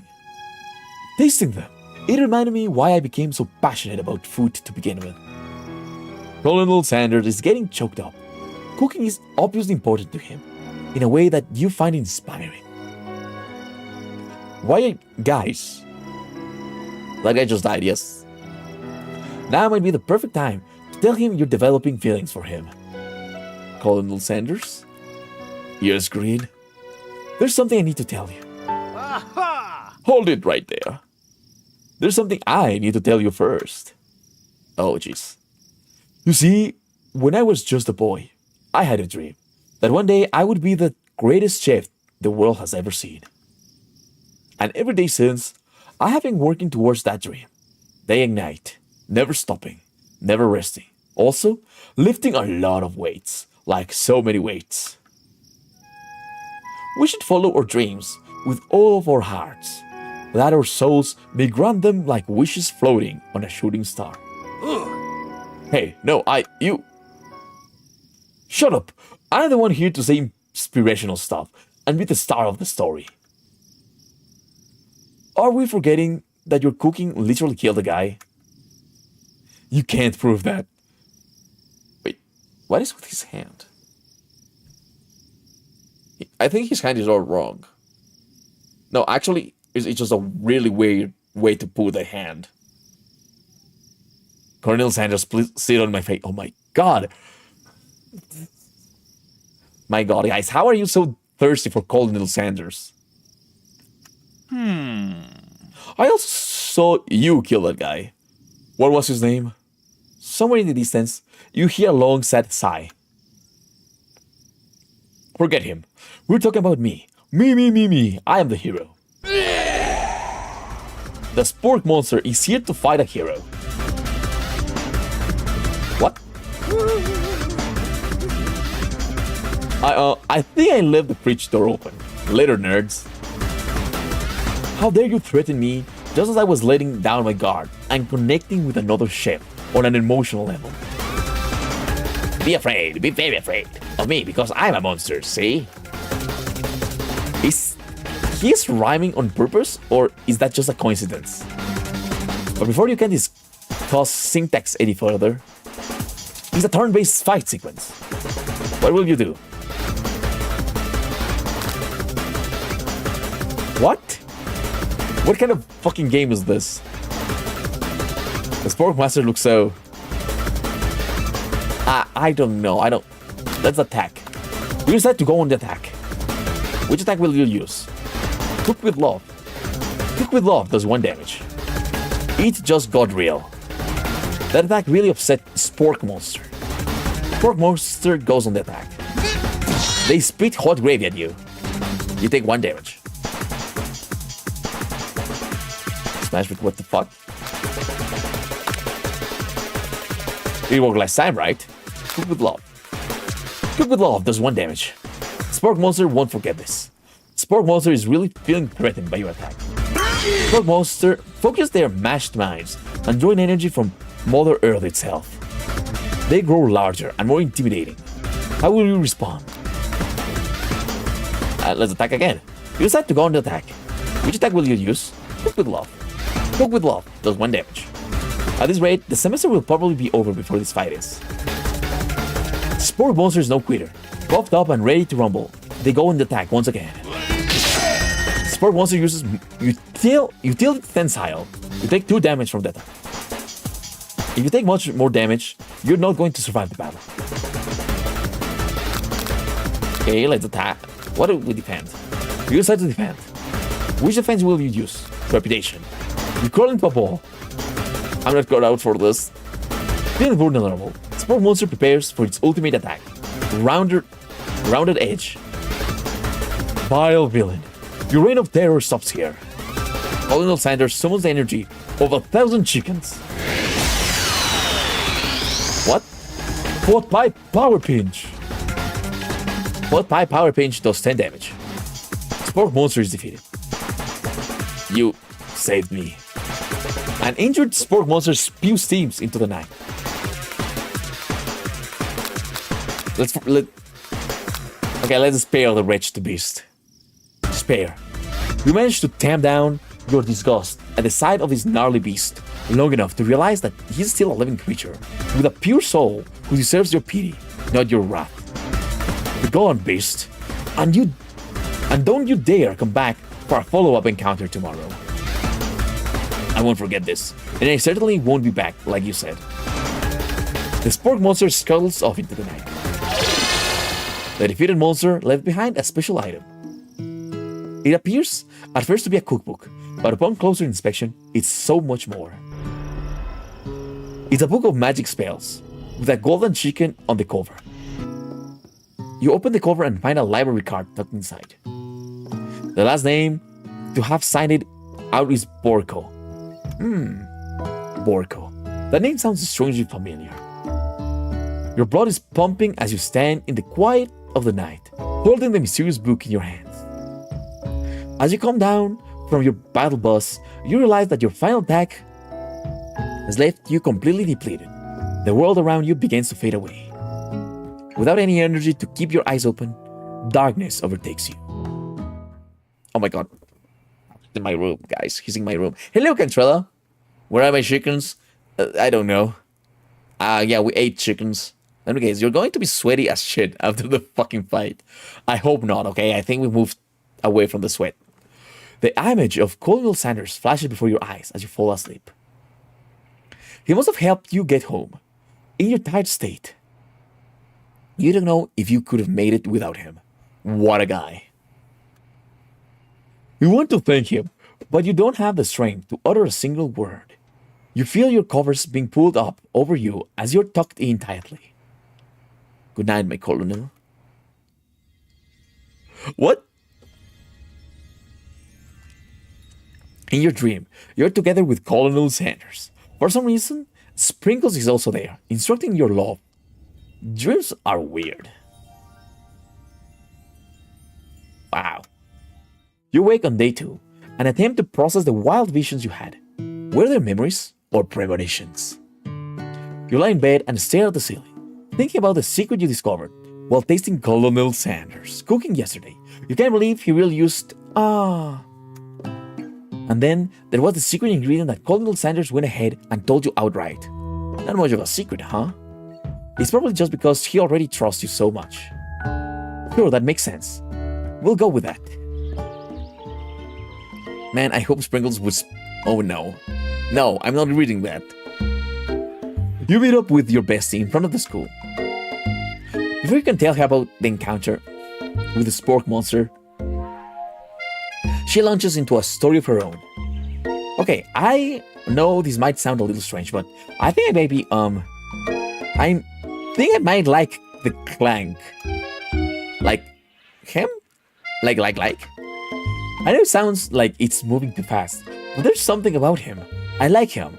Like him. We got to talking after class, and he's actually a totally sweet guy. Not only that, but he's really smart. He told me all kinds of stories about Colonel Sanders. Did you know that Colonel Sanders was the most popular kid in his high school? What? This self-insert of Colonel Sanders, it's wild, guys. We have a robot kind of thing. Purify. No, but that does make complete sense. Yeah, but he was so popular that he was voted prom king at the school he didn't even go to, and was also a convertible that he himself rode in at the front of the homecoming parade. He was also the Okay. I'm thinking maybe something got lost in the pressure cooker language translation there. Either way, maybe it'd be best if you took it slow with the new boy, like I am with Colonel Sanders. You and Colonel Sanders? The coolest guy in the school? The most famous student to ever attend University of Cooking School Academy of Learning? You're a thing now? We definitely connected yesterday. Ha ha ha ha. Sure you did. You're great. Why wouldn't he be into you, I guess? Laughing at the implication that you and Colonel Sanders might be a thing is definitely not cool. You are great. You have an idea about how to prove that your love is real. this is so fucking wild. I don't know, Cantrella. I don't think they know oil.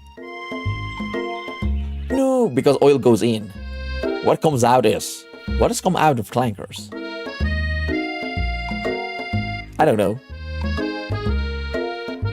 Well, if he's not into me, why did he tell me one of his secret ingredients? However, you don't tell her that you know a second ingredient too, which you discovered on your own. Your bestie's eye light up. A secret ingredient? Yeah, I just said that. A secret ingredient. Is there a dramatic echo in here? Miriam checks to make sure you're alone before continuing.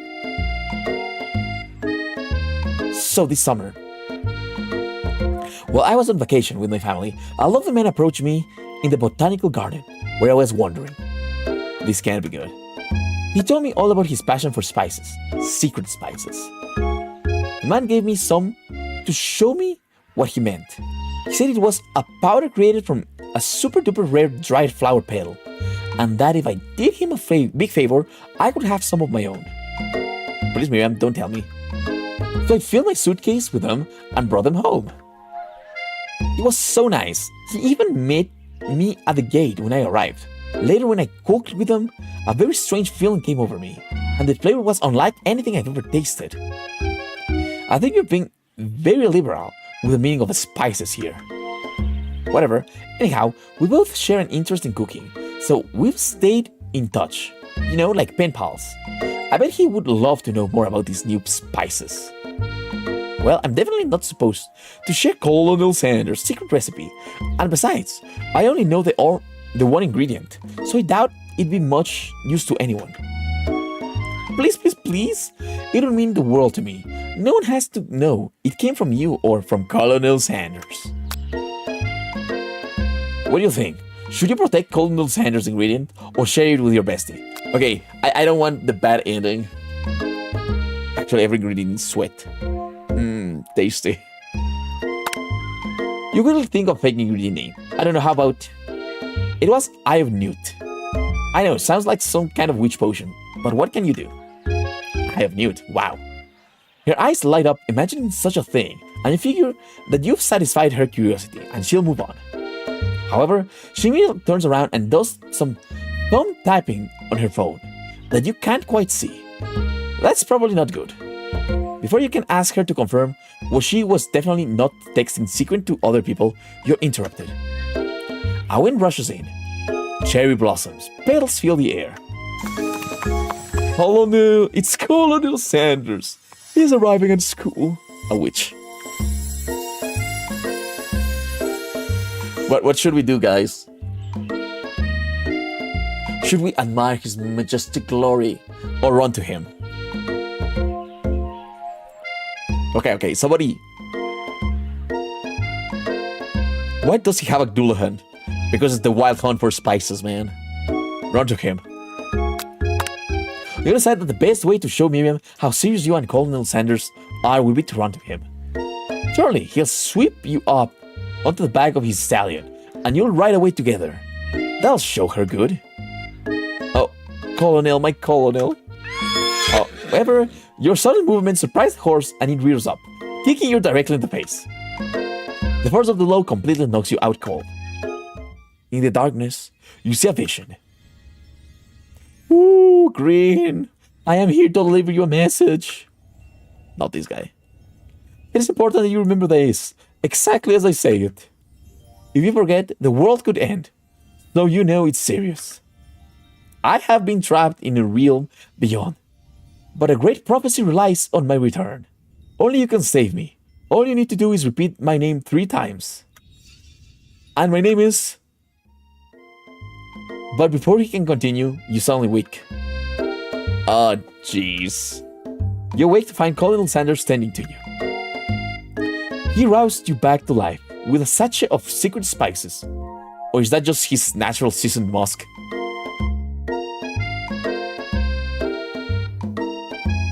When I said musk, I was making a joke, okay? I was not expecting to have a fucking musk joke, okay? Yeah, it is a very, very kinky game. my god, sweat fetish. Ah, yeah, kind of.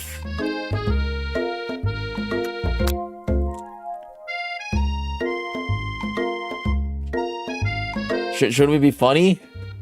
Let's be funny. I want him to kiss me. Maybe he shouldn't be riding a horse to school. And maybe you shouldn't be running up to animals you don't know. It's hard to say who was in the wrong here. But one thing is for sure, that Colonel Sanders is pretty dreamy. That horse has beautiful shoes. I could really feel how smooth and sturdy they were when they were pressed into my face. That's nice to hear. No one truly appreciates good craftsmanship anymore. And with that, Colonel Sanders disappears into the school, leaving you and Miriam to follow. Oh my god. No, I am not kissing Colonel Sanders. No, you won't make me. When you enter the classroom, you can see your two rivals, and Van Van, are doing something bad. By the way they are hiding, you know it must be really bad. Like counterfeiting recipes bad, experimenting with restricted ingredients bad, summoning a demon bad. 6. You must kiss Colonel Sanders. You must kiss Colonel Sanders and feel his musk on you, you know? That's what the game wants. I don't want that. You try and get a peek over Van Van's hulking shoulder. But he sees you coming.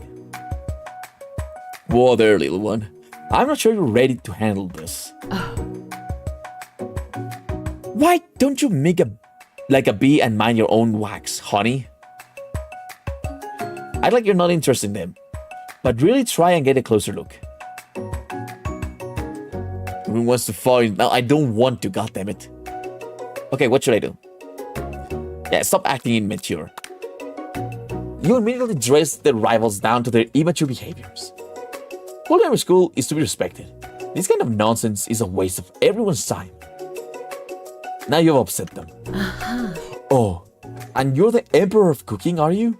You make the rules? I'm not sure you'd know a good meal if it ate you.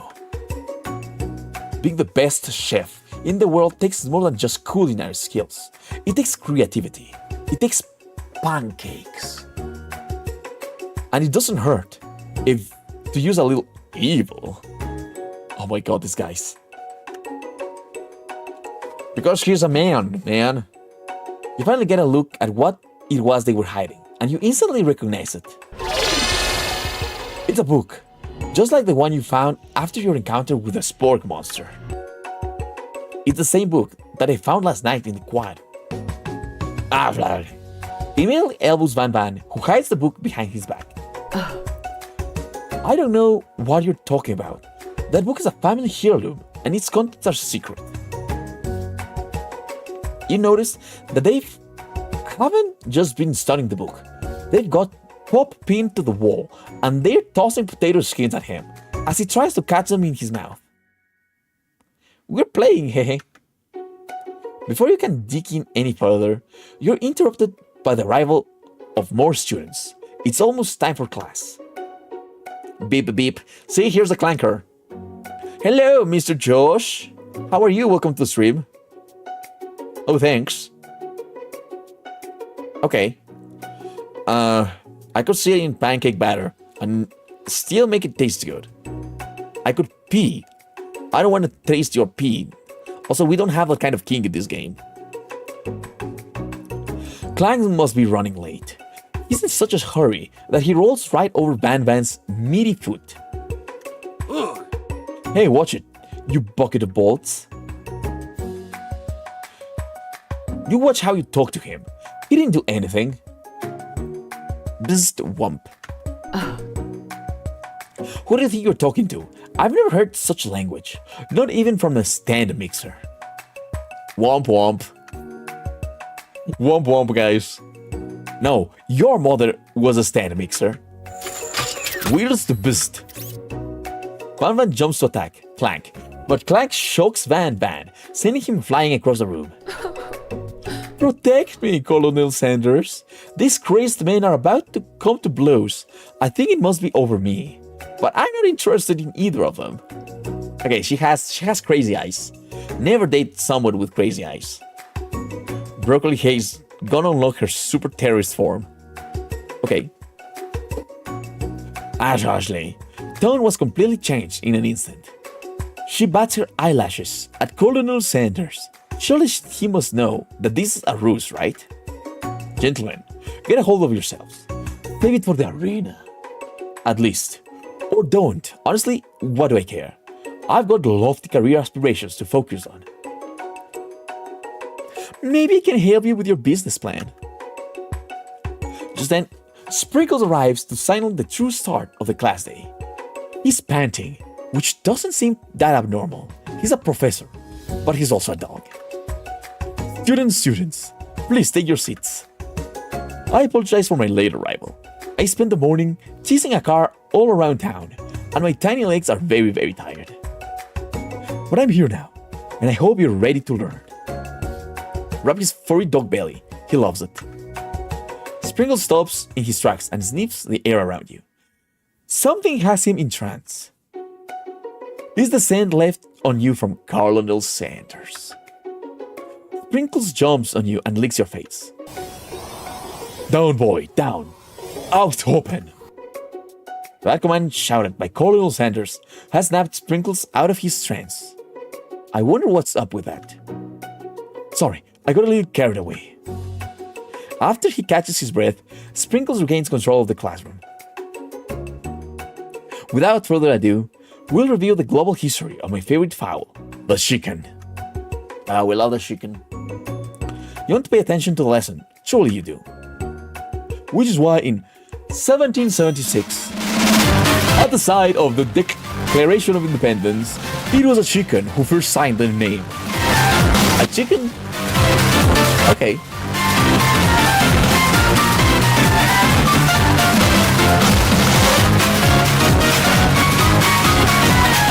I am concerned. Wow, Cantrell. Nice. You got points. But you can't help but daydream about Colonel Sanders. And you miss most of the important parts. When you come to, Sprinkles is holding a tray of food in front of you. Well, Green. Naturally, this appears to you to be a sample platter. Which item do you want to sample? A dog biscuit? A shimmering pepper? A glass of water? What should I do? Oh, fuck. Let's eat the dog biscuit. Because of the shape it's baked in, you assume that the dog biscuit is a treat made by Sprinkles, an example of his own culinary talents, perhaps. You reach out for it when Sprinkle jumps and bites onto your cooking apron. What kind of monster would steal a dog's favorite biscuit? Your apron is left in tatters. The entire class looks on in horror as you fall unconscious from the embarrassment. I never even got to taste it. Is this the end? You fade into darkness, but something is there. The spork monster. Burko, what are you doing here? It's not your time, my friend. Your act of kindness has not been forgotten. You watch as your apron magically repairs itself. You won't have to live in embarrassment anymore. Thank you, my friend, wherever you are. Wow. It's Fortnite in the background. Okay, we got saved. Oh, hello, Savos. It's something, okay? It's something. I guess. I hope. A shimmering pepper? A brightly colored pepper stands out from the other items. It sparkles in a most eye-catching way, so naturally, you reach out, grab it, and eat it right away. However, your body is not prepared for the heat. The pepper was triggered an intense spice hallucination. It feels like forever as you trip through the universe. My friend, oh. This guy again. I am here to give you an important message, oh. You must avenge my death and fulfill your destiny. All you must do is... I was saying to fulfill your destiny, all you must do is... Sorry, I think I've got some spice stuck in my throat. It's fine. I'll work through... to full... the prophecy. You must. You feel yourself begin to regain consciousness. Oh, man. You come to and find everyone staring at you. That paper was the last of its kind on Earth, and now it's gone forever. You think to yourself, geez, I should pay better attention. We all make mistakes. I'm sure he'll forgive you. Someday? Come on, it's time for lunch. Before anyone can relax, the cafeteria lights dim. And your rival enters to make a dramatic announcement. Today's lunch will be prepared via timed competitive cook-off. The level of theatrics with these two is off the charts. Let's do it. You're on. A bit of lunchtime competition, eh? Count me in. If I have to wipe the tables with you fools before I set my lunch down on it, then so be it. I'm not the fool. You are the fool. Hell's Chicken. You are in Hell's Chicken. Good one, Batman. I like your gumption screen. I'll be watching your performance. Just as things reach a boiling point, Sprinkle steps in. Surely he'll put a stop to this madness. Now, students, please settle down. This is a lunchroom, not a sportsing court. Finally, a little sense. You breathe a sigh of relief. At least not until we turn on the timer. Just then a huge light blasts in your face, flashing the words timer ready. That's what I'm talking about. Arrgh! I stand corrected. The hard way builds solidly a foundation of confidence that cannot be swept away. And that's an original quote by me. In case anyone was wondering, I hope it's a message leads you to victory. Like a diamond, I was formed under pressure, and now it's my chance to shine. Oh my god, those thighs. Oh god, those eyes. I will defeat you myself. You had his chicken, and you made mashed potatoes and gravy on day one, and you're feeling like you can really impress him again here. It's time to boil some water for the potatoes. Think fast. The timer runs down. You'll be forced to pick randomly. I always boil. Okay, that's wrong. What were you thinking, Green? Get your head on the game. You're going to need to season this chicken before you cook it. You don't know Colonel Sanders' recipe exactly, but you have an idea. 11 spices, that's right. You might not know all the ingredients yet, but at least you're headed in the right direction. Tail wagging intensifies. Now that you've got some basic steps going, it's time to elevate your craft. Gratitude. That's right. You must never take this opportunity for granted if you hope to succeed. Your classmates are rooting for you, but it's simply stronger and faster than you. You better pick up the pace if you want to survive. When you were a child, your father told you to never forget where you came from. Every day, you meditate on his advice and draw energy from that place. Now it would be a great time. A small town where your dreams are born. That's right. This is your shot. And you're not going to miss it. Aroo! You try to shut out the noise of the arena and focus on your cooking. What is the sound of success? Sizzling! That's wrong, wait. Don't make me get the spray bottle. Next question. You notice Colonel Sanders out of the corner of your eye. I believe in you, Green. He's actually cheering you on. Which would be awesome, except knowing he's watching you makes you totally forget what you were doing. Now all you can think about is Colonel Sanders. What were you thinking? Get your mind back in the competition. Grr. You're stranded on a desert island. With only dessert cookbook, which did you take? What a hunk. I know, right? You know what? Shouldn't you be focused on the challenge? You're falling behind. Woof woof! You're really struggling to keep up. At the next station over, Ashley has already begun plating elements of her dish. It's colorful and complex. I think I fucked up. I want chicken. To make up time, you toss your biscuits dough into a stand mixer. As you do, the crowd gasps. Yikes. Bzzz. I know you love nothing more than seeing a fellow appliance utensil in a kitchen battle, but sometimes that means sacrificing the personal touch. Weird. You might not have any hands, but Green does, and a good chef needs to be touching the dough. You know when it's properly mixed. There's an easy way and a hard way. You don't get far by going the easy way.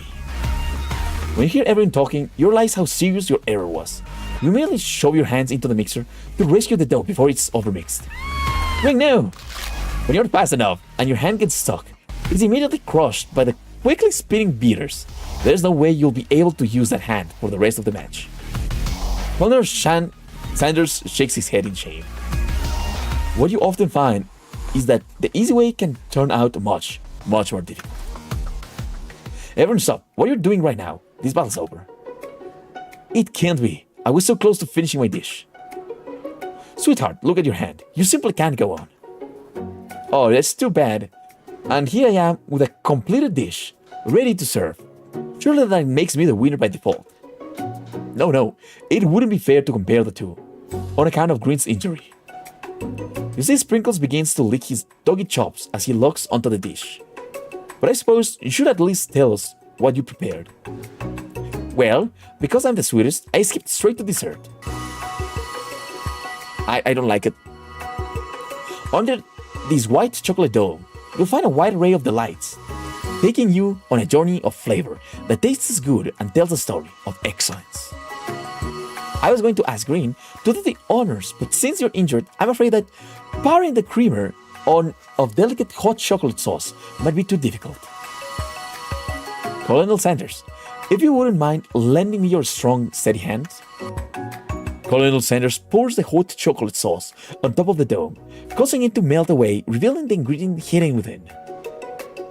A mini cake! I will grope in the clanker. I guess yes. Inside you'll find a delicate fried cheese croquette, atop a slice of honeycomb, ice cream two ways, tender nougat, and pearls of blueberry glee. Colonel Sanders seems intrigued, but perhaps not impressed, as he dips his finger in the chocolate sauce. Simplicity is in your strong suit, is it, Ashley? Oh, you, hehe. He places a sauce-covered finger into his lips. Ashley leans over and whispers something into his ears. A dab of sauce sticks to his mustache. Internalized rage, yeah. Oh my god, guys. Your rage burns so intensely within your eyes that they burst into flames. The flames cause your eyebrows to catch fire and turn to ash, and they fall off your face, which means people will have a hard time understanding your emotions for the rest of the semester, perhaps forever. Embarrassed and ashamed by your poor performance, not to mention your crispy fried bro, you run for the quad to be alone. Oh my god, this is so fucking stupid. The beautiful weather feels like an insult. Inside of you, a storm rages. It's Colonel Sanders. He's probably here to tell you that he and Ashley are in love and have decided to get married. And he won't even ask you to cater his wedding because you're a terrible chef and an awful person. You try to hide from him, but he approaches you directly. I know you're hurting right now. Not just from the devastating loss, but from that run-in with a mixer and that small fire. We should get you checked out. I'm fine. Can't you just leave me alone? I'm a loser. I'm not fit to fill your fryer. I'll never be a master chef. Failure is part of life. Not just for you, but for all of us. Do you think I've never failed at anything before? That's exactly what I think. Well, then think again. I wasn't always the man you see before you. Enrolled in culinary school. Incredibly handsome. Successful. Motivated. Well, handsome, sure. I was born that way. My god, the fuck is this game? But I walked other paths and arrived at dead ends. I was passionate about life, but I failed as an obstetrician. I was passionate about justice, but I failed as a lawyer. I was passionate about livestock, but I even failed as a mule handler. That one was especially humiliating. Mules can be so cruel. I lost my business partner to a gunfight. And I lost my innocence when I picked up a firearm and put a bullet in my rival's. He survived. For a while, anyhow. I didn't know. People see my delicate ribbon and my well-kept beard and assume that I've got it all together, which is true now, but it hasn't always been. Sounds like this guy could really use a hug. I resolved then that I was going to amount to something. No amount of hours, labor, or money would return me from giving the best I had to give. As Colonel Sanders changes focus, you can see something ignite inside him, a burning passion.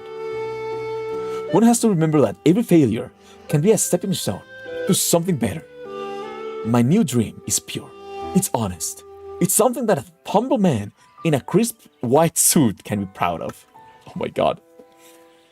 I will create a new chain of chicken restaurants that will bring joy to the entire world and make up for my past misdeeds. Yay! Just as your moment grows intimate, you're interrupted by a threatening, shadowy presence.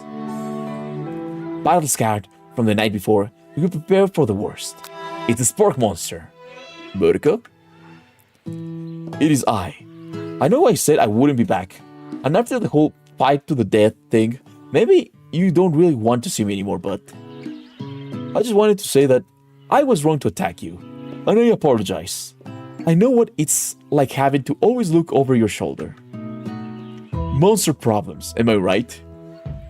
Oh, thanks, Borko. I'm glad there are no hard feelings. Getting jumped by a giant creature in the dark of night can be really rile a person up. I also want to apologize for the way I switched right into attack mode. I know that you're strong and cooking school can put a person under a lot of stress. I actually used to go to this school. I wasn't always a spork monster, you see? I don't believe it. You were human once? Well, no. I was a golden retriever. That's wild, Chad. That's wild. It's wild, Chad. Wild. So what? Well, no, I was a golden retriever. But I was still a student. Until one day, some mean kids with a magic spellbook cast a dark enchantment on me, and I was forever transformed. A magic spellbook. Precisely. I had procured a copy for myself, but somewhere along the way, I've lost it. If you find such a book, I beg of you, respect it. You're a very powerful chef, and shouldn't rely on such dark and evil magic. No, you should be protecting the innocent from those who would cheat them through sorcery and guile. If you need me, don't fear, I will be there. It sounds like there are some bad cooks in the kitchen of life, Green. Together, I am sure we can defeat them. Come back to my hideaway and we can discuss. A personal invite. You can imagine what Colonel Sanders' home must be like, but it sounds like you're about to find out. Freakmail said she wanted the spork monster to bore it.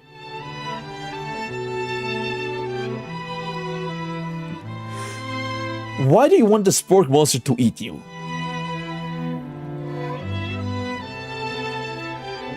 Freakmail.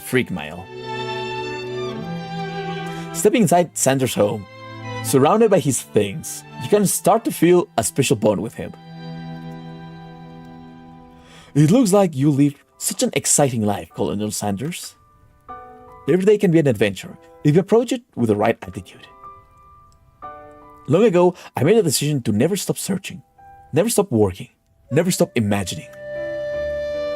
Have you been working on any new recipes of your own lately? I'm always excited to talk about food with another ambitious chef. Well, there is something. It's just a side dish that I've been tinkering with, trying to find the right balance of flavors and textures. I'm not sure I've nailed it yet, but I'm close. Colonel Sanders' eyes perk up as he starts to wonder what dish you might be describing. It's meant to pair with something spicy or something crispy, both perhaps. But now you've got him right where you want him. Will you reveal your new creation to him, or keep it a secret just for you? Bullock? Is that a cock? No, that's a bird. Guess who made the bulk sound? Let's reveal it. You decide that you're ready as you'll ever be to share your original cooking with Colonel Sanders. Before you can talk yourself out of it, you decide to dive in headfirst. You reach into your lunch bag for a special dish that you've been keeping on ice all day. I present to you my original coleslaw. We got the coleslaw, guys! The shredded cabbage dish glistens in the light of Colonel Sanders' Luke's hideaway. Magnificent! Together you chow down on the creamy slaw until just a spoonful remains in the bowl. Do you mind if I hold onto the last bite? I'd like to have it around so that I can admire its taste later and think back on this moment. You could offer to make him more, but he seems like a very sentimental kind of guy. Sure, why not? Please make yourself comfortable. I'll be back in just a moment. You realize that now would be the perfect time to do some snooping. Around the room are various items that you can look closer at. Each item seems to radiate memories and emotions. Tap on an item to discover more about Colonel Sanders. Oh my god. The coleslaw, yeah. We have the mashed potatoes, we have the coleslaw, we only need the nuggets now. Bro, eat the bowl. Yeah, he ate the bowl. Fuck that. I love the coleslaw. I have a tiny baby picture of Colonel Sanders. An adorable little baby boy crawls up across the floor. From the goatee and mustache combo he sports, you figure that he must be Colonel Sanders himself. That, or maybe it's the drumstick that he seems to be waving like a rattle. Who frames a baby picture of just themselves? Probably the same type of person who would have made their own face the logo of the company they founded. Am I right?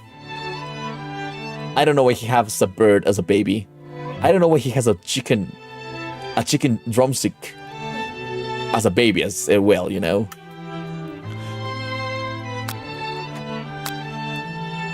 Is this a fucking scented candle? A scented candle. You pick it up and try to identify the smell. Power tool? Freshly starched color? Piece of wood floating in a lake? Summer of '69? It looks like the picture I pick up when I try to imagine my dad as a fucking baby. Perhaps.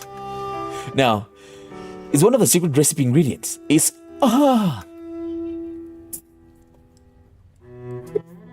I'm so sorry, guys. You gaze out of the window across the vast lake and mountain range beyond.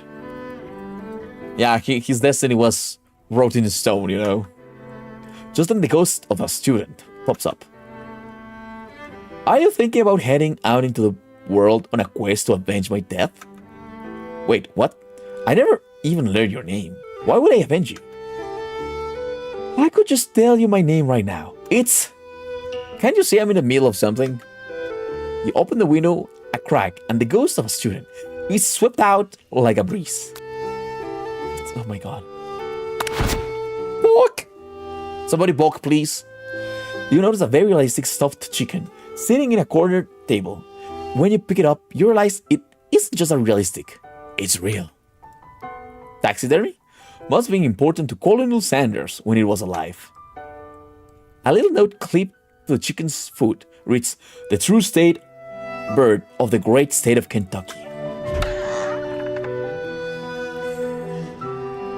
What the fuck is this? Oh no, please, don't be a weirdo. A lock of silver hair is woven through the teeth of the comb. Upon further inspection, you realize that the hair therein isn't just silver in color. It's actually made of spun silver. Oh, okay, wow. Take a closer look at a large urn sitting on a nearby pedestal. There's a plague on it. It's dusty, but when you wipe it off, you can read the inscription. It says, "Here lie the ashes of all my past careers and business failures." Poor guy. Look, it's Kentucky Fried Chicken and I mean Colonel Sanders. Kentucky Fried Chicken. It already exists. No, I will not eat the hair. One of the framed photos shows an old man who looks a bit like Colonel Sanders, standing with a friend. They hold fried chicken drumsticks and appear to be cheering him. You look closely and see that there's a short inscription. I wonder who my friend Pete is. Okay. The poet appears to be Colonel Sanders, except he's an old man visiting the pyramids of Egypt? Maybe this is where he discovers one of his secret herbs and spices? This must be where he keeps the secret recipe. You think for a moment, what number is important to Colonel Sanders? Then it dawns you. As soon as you turn the dial to 111111, the safe opens. Inside it, you find a single note. Can chicken be prepared sashimi style? Okay, why 111111? And second, sashimi style? I think he's a time traveler. We saw everything, let's see the door. You open the door to Colonel Sanders' closet and find a row of his signature white suit hanging within. You take one of its hangers and try it on. The jacket is a bit big for you, but it's soft and comfortable. You give yourself a deep hug, breathing in his scent, his musk. They say that home is what heart is. Is this what they meant? Before you can look any further, you hear Colonel Sanders returning.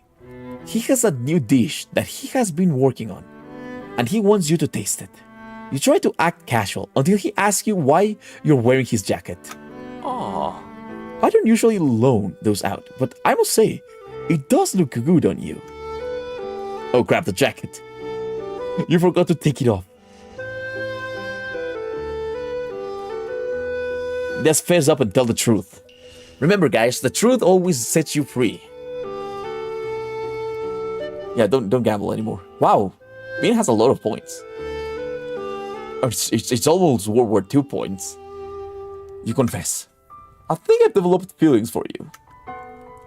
I might be okay. I didn't think I was gonna say that. I think I was gonna say yes. I was snooping around and I was wearing my jacket. Not I have feelings for you, Mr. Colonel Sanders. I might be developing feelings for you too, but I'm concerned. I can't let anything get in my way of my dreams. Overwhelmed, you take off the jacket and run for the door. But the thought of leaving Colonel in the midst of such an emotional breakthrough gives you pause. You stop yourself. Colonel? You scream? I honestly think this may be the beginning of something wonderful. I think you're right. We should take things slow. You talk late into the night and drift off into slumber. What was the new dream? The new food? My mom is kind of homeless. I'm so sorry. I live with my dad. I am so sorry. I mean, if you die at school, that's cool. Dream sequence. Chicken! I love that. You awake to a beautiful morning in Colonel Sanders' hideaway. Did you make the right decision on how to respond to Colonel Sanders? Only time will truly tell. Today is a day that could change the rest of your life. You think about the new secret ingredient that you just learned about. I'm not gonna moan anymore. In some jurisdictions, isn't even legal. But if the recipe is a secret, how will they know? Your thoughts are interrupted when Colonel Sanders emerges into the room. He's holding a gorgeously plated breakfast, and your mouth waters at the sight of it. Here's a simple breakfast I just whipped out. I hate to say this, but fried chicken is not breakfast. Fried chicken is not breakfast. It's meticulous. You taste Colonel Sanders' food, and it takes you on a journey. When you return, he's waiting to ask you an important question. So, would you say that we're a perfect match? How presumptuous. My cuisine and your taste buds, that is. Such confidence, such grace. Could he be the world's greatest gift to cookery? Okay, we should flatter him. Oh my god, Cantrella, no. Stop it. He's an old man. He's a fucking old man. Should we pick him? I mean, sure. Anything is breakfast if it fills me up, and yes, even color. Let's pick him then. It's good, but my mom made better. Colonel Sanders' expression grew serious. Did your little jab land too hard? Colonel, I know what you're going to say. I need to be better if I'm going to leave my mark on this world. Single tears begins to pool in the corner of his eyes as he gazes out the window. I'm with the right business partner. I know I can't fail. Business partner? Would he be talking to you? It's all happening so quickly. Overcome with emotion and confused by your feelings, you're on the verge of tears, unable to speak. The only answer you can find is to run out the door and get home. There's still one more day of school, after all. The University of Cooking School Academy for Learning awaits for no one. You get home to find something very surprising. Your best friend is there waiting for you. Where have you been? Because I had one heck of a night. I've been desperate to talk to you about it, but couldn't find you. I got worried that something bad had happened to you. It's okay, I was just... But now that it turns out you're fine, I can finally get up to speed on the saga of Miriam. Sure, but you will not believe what happened to me after school yesterday. I went on a date. I think I can't believe that. Since I partnered up with Clank, he asked me to go out with him. Of course, I told him, you'd better keep your dials turned to polite and respectful. I'm not that kind of girl. Oh my god, they fucked. The clanker fucked her. But he was just interested in spending some one-on-one time together and getting to know me. Okay, no, he's a gentleman. So I said, yeah, sure. I can get to know the little metallic guy. Long story short, he took me skydiving with his friends. But things quickly spiraled out of control. Oh no, they fucked. Did she just say skydiving? As if that's a typical first date to go on with a talking pressure cooker? And now I'm not really sure where we stand. You didn't give Miriam time to tell her whole story. However, bottling up the details of your own night is just too much to bear. And I went on a date too, back on Colonel Sanders' house, where I spent the night with him. You what? You bitch? I mean, lucky. Nothing happened, but the emotional connection, wowzers. Miriam offers to support you no matter what you do. Together with your bestie, you feel like you can do anything. Okay. We arrive at school, you encounter your rivals in the quad.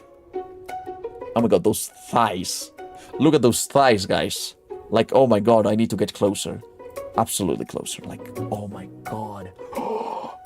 Thighs, guys. Thighs. Those are evil thighs. But thighs nonetheless.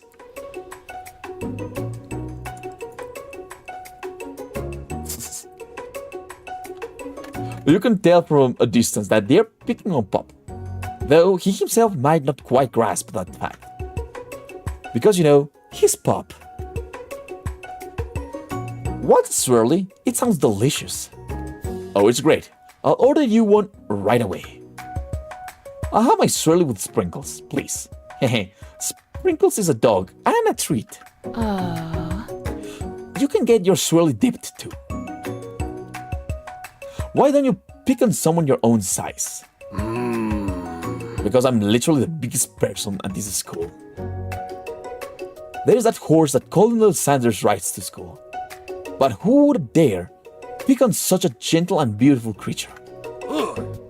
You've got some nerve, Green, suggesting I pick on a defenseless horse.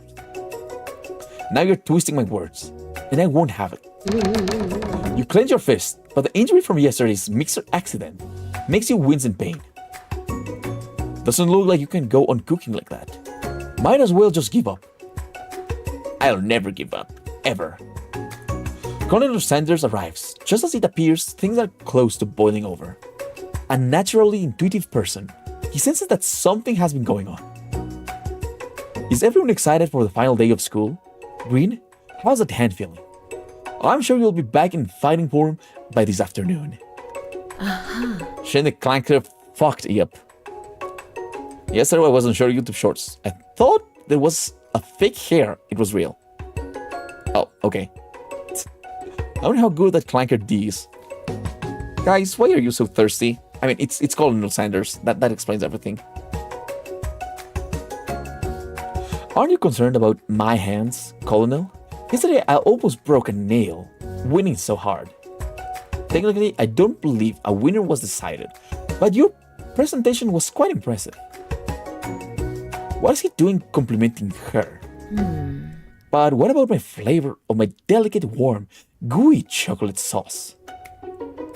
It was clear that you're passionate about your food is received. That's a lot of words to say it was bland. Excuse me, Green. I'm more than capable enough to speak for myself. Oh, God. Maybe you could tell me more of your thoughts as we walk into class, Colonel. I'm always interested in discussing the fine art of fine foods. Same side, Green. Annoyed by Colonel Sanders' inability to see Ashley. Oh, sorry.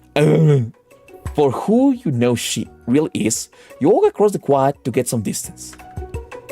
In an attempt to distract yourself from how slighted you feel by that interaction with Arnold, you take out the spellbook you recovered yesterday and start flipping through the pages.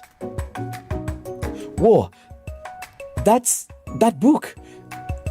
It looks like bad news. It's just something I found lying around. It would appear to be some sort of grimoire, but I don't really believe in that magic stuff. Grimoire? Like a book of spells? I don't know. Who would spend so much time decorating a magic book? If it weren't really powerful. Like I can read. Why?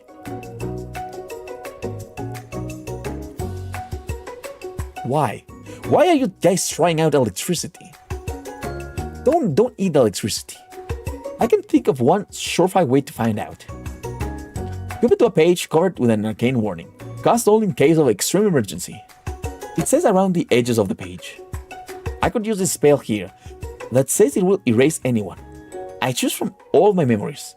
If I scrub out Colonel Sanders, it will probably help me focus better on the upcoming final exam. That is way too drastic. Couldn't you do something else, like anything else, not rooted in dark magic? Maybe tie a string around your finger. Okay, fine. It is drastic, but desperate times call for desperate measures. Oh my god. I have gotten electrocuted. Hello, Izod, how are you? We're dating Colonel Sanders. From KFC. You've got a memory erasing spell sitting right in front of you, and a pretty good excuse to try it out. Yeah, I don't do it. Let's be. That's really fucking stupid. You take your friend's advice and put the book away. It's almost time for class.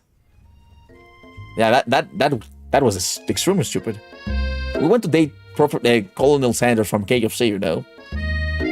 Sprinkles is already in the room, waiting for the students to arrive. He clears his voice to make a quick announcement. I want you all to know I feel something of a dog moment coming on, but I assure you it's nothing to be afraid of. His cute little nose scrunches up and he begins to breathe quickly. He must be hungry. Reach for some old homework to give him as a snack. Dogs can be rather unpredictable, especially Sprinkles. Wait to see what happens. Yeah, let's see what happens. Sprinkles stops in his tracks. He focuses in on the window. The room is deadly silent. When you follow his gaze, you see a tiny orange squirrel perched on the cherry tree outside. Sprinkles turns feral and runs to the window of the classroom. He begins barking uncontrollably at the squirrel outside. Terrence, I told you to never come back here. Terrence, I will destroy you, Terrence. Sprinkles is barking ferociously, drool flying off his face. The squirrel looks over, but he doesn't say anything back. You wonder, is that even a talking squirrel? Who named him Terrence? You'd better not show your chubby cheeks around here ever again. After Sprinkles is satisfied that his presence has been felt by not only Terrence, but by any other squirrel in hearing distance, he returns to his professional tone. Okay. I apologize for the outburst. This actually brings up an important point. Thanks you, Green, for reminding me to dole out this indispensable bit of wisdom. You see? But before he can go any further, Miriam's love drama spills over into the class. Sprinkles is interrupted by whirs and sparks coming from the back of the room. Okay. Were they kissing or something? I told you to save it for after class. Oh, they were touching. Bzz, bzz. You think I wanted to be thrown from a plane, strapped to a stranger? Miriam and Clank appear to be arguing, but you still haven't learned to speak Clank's language of mechanical noises. Weird. But no, you had to show off your cool kids friends, Jeff and Joan. Jake and Jay forever. Watch us form a triangle in midair as we descend. Triangles are the strongest shape, don't you know?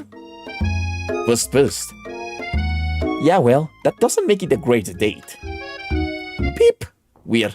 Then take Jeff and John with you. You can all hold hands as you pedal down the mountain or off a cliff for all I care. Sad beep. Klein begins to shudder. Steam pours out of the gaps in his panels, and then a loud ding stops him in his tracks. Beep zips. He broke! J&J? Jan who joined us? What are you talking about? We broke the clanker. The clanker broke. Not enough seasoning is going to make me want to eat that, Clank. That is a fried food. A fried shoe. The other guy would have been better. Oh, okay. Clank burps out a completely deep fried sticker, considering that he himself has wheels. Not feet, it's not entirely clear where it came from. In terms of deep fried footwear, I guess it looks okay. Clank slowly rolls out of the room to be alone with his shoe.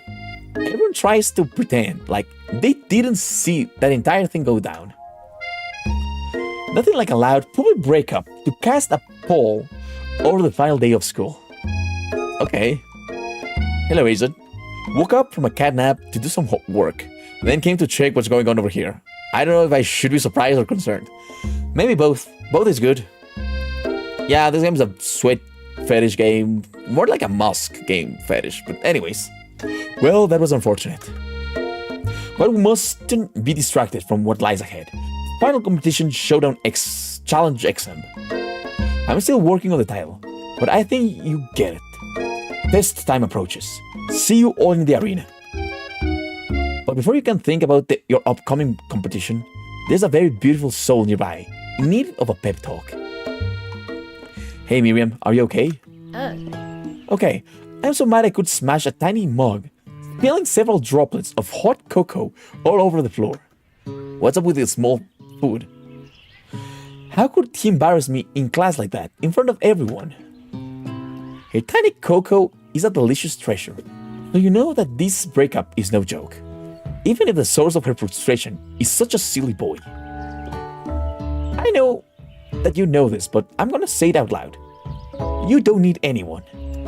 You're a strong and independent woman. Like I am a strong and independent guy that just need Colonel Sanders and his good fried chicken. Me and you, we're gonna cruise through this final test and hit the carpool lane to Success City.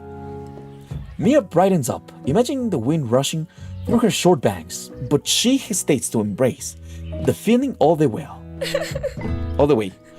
You're not going to settle up on Colonel Sanders' stallion and ride off into the sunset without me. Of course not.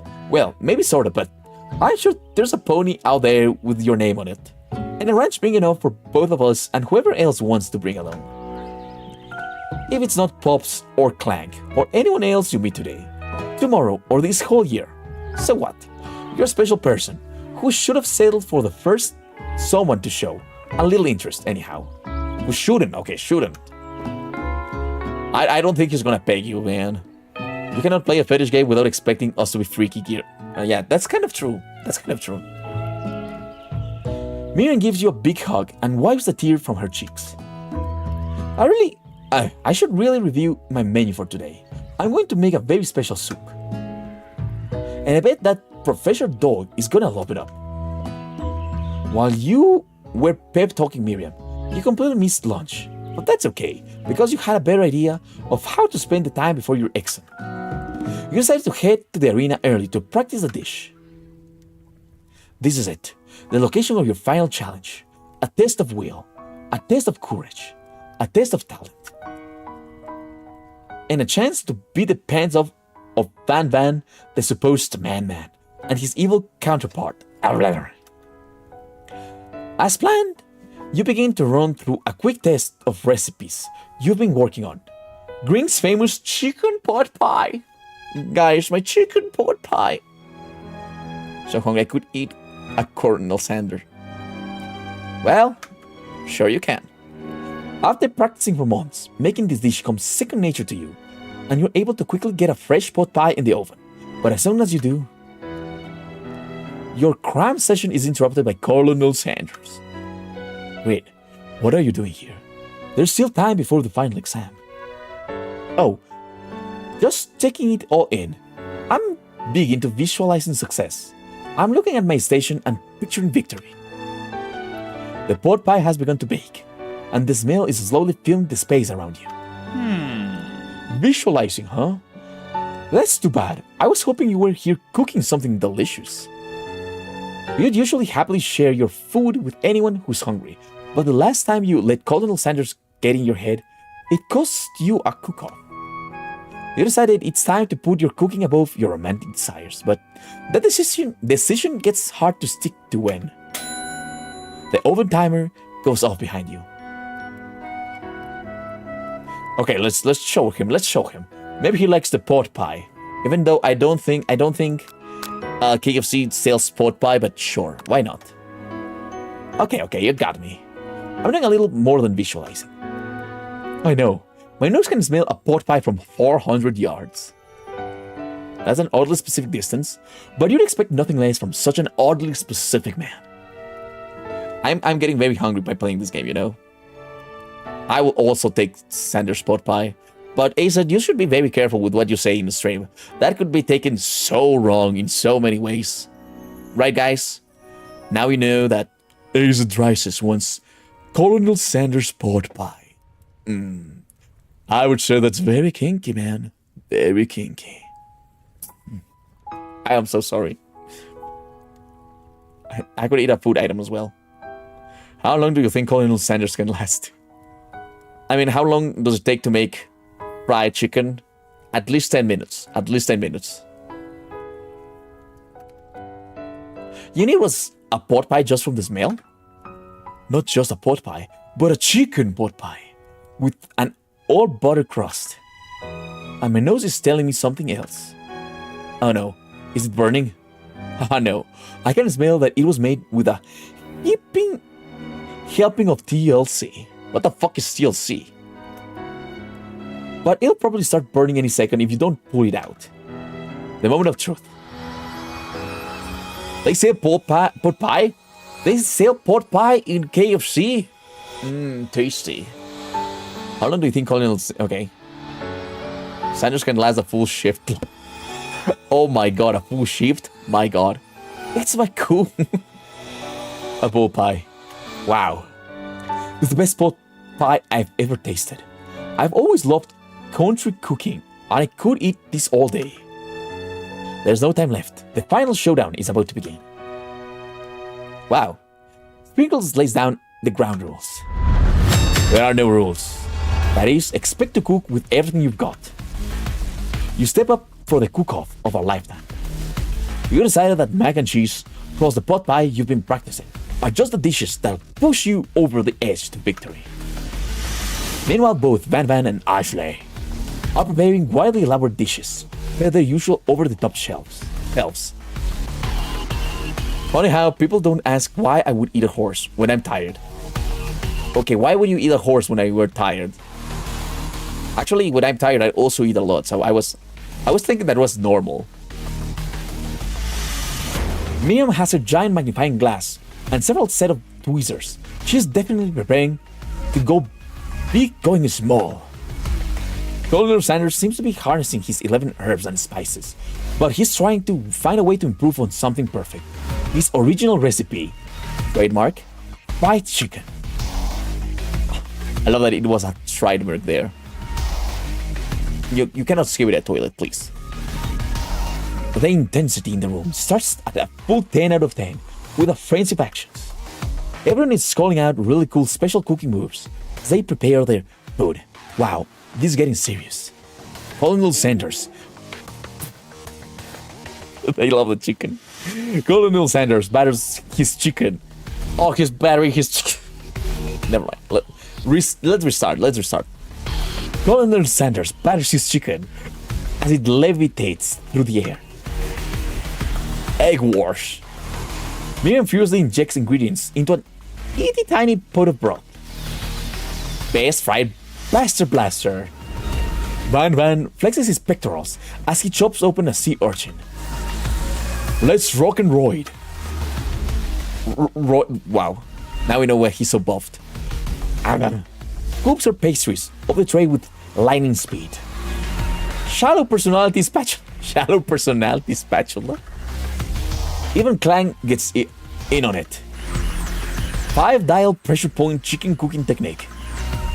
Wait. When did Clang learn to speak English? Is the singularity, as was foretold? We mustn't let it happen, or the appliance uprising will take us all. Self-destruct. Van quickly unplugs Clang and rolls it out the back door of the arena. What the fuck?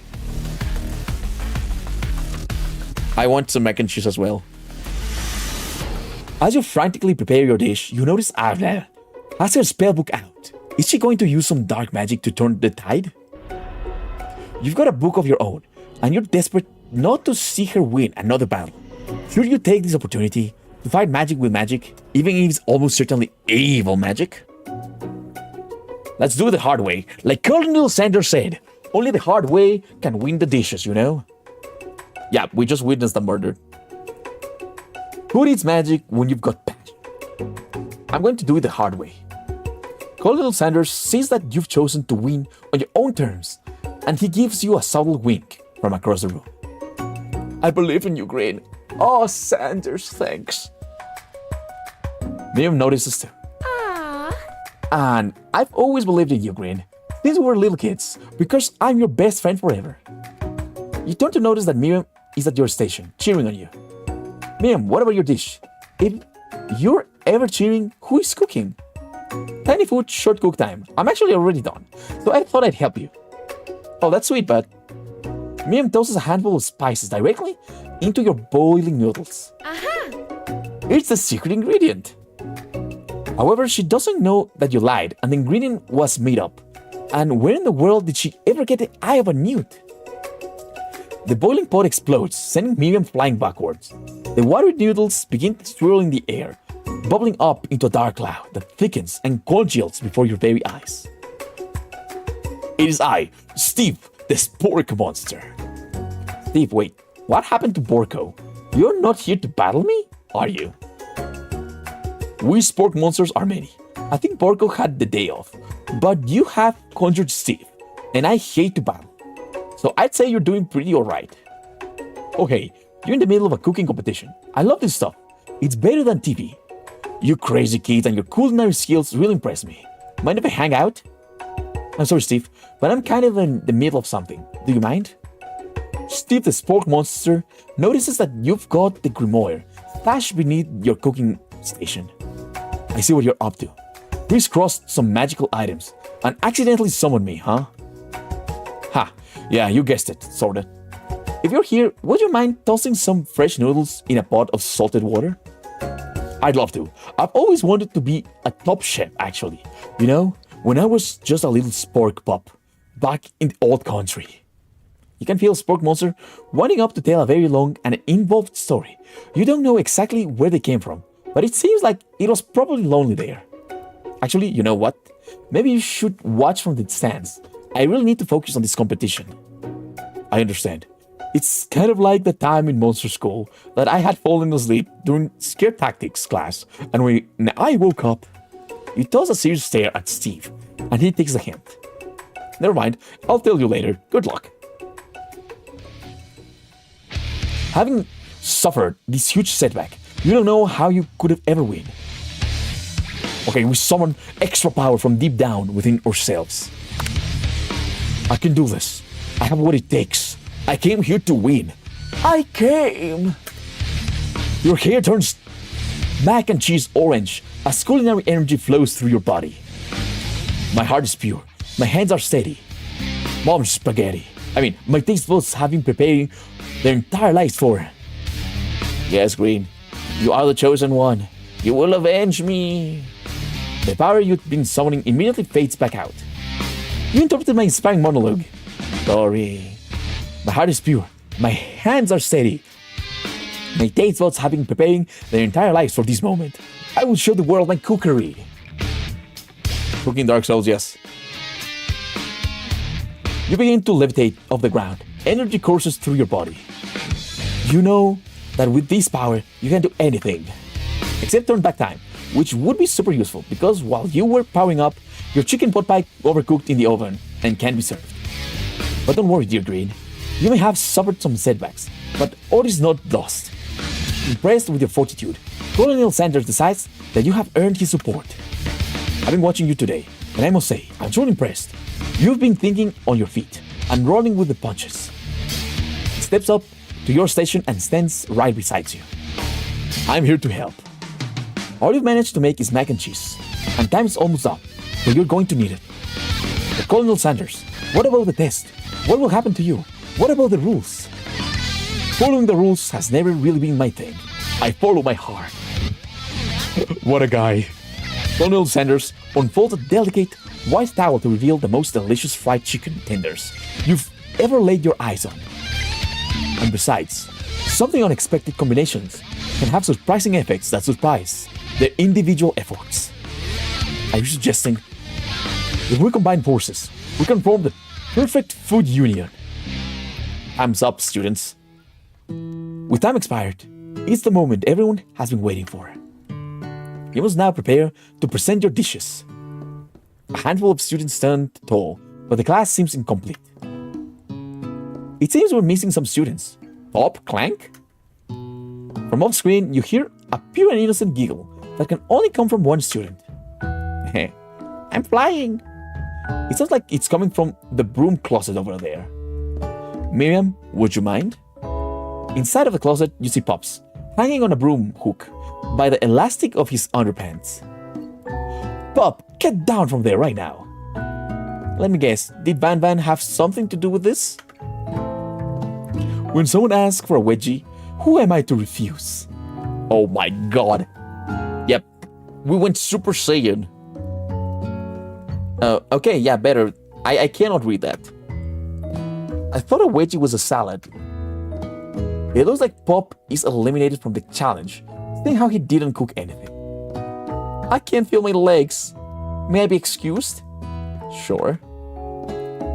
You kids and your pranks, I must say, it's not the worst prank in UCSAL history, but it's not exactly yearbook material.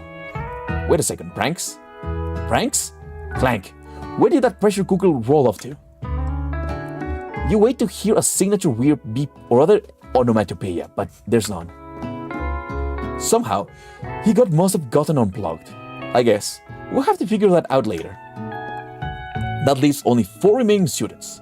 Please, collect your final projects. Yes, it has been a long semester. Wow, 3 whole days long. But after days of hard work, the time has come for me to eat. Miriam, please step forward. Now, describe your dish. I've made tender udon noodles in a savory soup. Fucking mini ramen! I adore that! I love ramen! It's mini ramen, guys! My word, it's so delicate. Is that a teeny tiny Naruto Maki I spy afloat in this itsy bitsy bowl? Yes, chef. Please call me Sprinkles. Chef is my father's name. Yes, Sprinkles. And some green tea made from baby tea leaves that I picked myself. Sprinkles carefully sniffs around the dish before opening his mouth and letting just the tip of his pinky dog tongue dip into the bowl. Sublime. Would anyone else like a taste? Oh, come on. It's not one of those dogs who doesn't floss. I even have a really cute electric toothbrush for dogs. Fine, I'll enjoy it all by myself. And in a flash, the entire meal has been devoured. Not that it took too much, it was less than a thimble's worth of soup. A+. Rarely do I taste a dish with as much love poured into it as yours. Miriam is overjoyed. She gives you a huge hug. Thanks you, Green, for helping me to believe in myself. Van, you're up to it. That's an average-sized bowl of ramen. That's not average. That was a really mini ramen. That was a really, really tiny ramen. Now describe your dish. I made uni over smooth egg custard in an axe-hewn urchin shell topped with caviar. You skewer one type of urchin with spines from a second different colored type of urchin? Yes, Sprinkles. A bit much, don't you think? That's exactly why I did it. A bit much is my kind of brand. Doesn't it look cool? Sprinkles leans in to sniff the uni, but he can't get his nose close on account of all the spikes.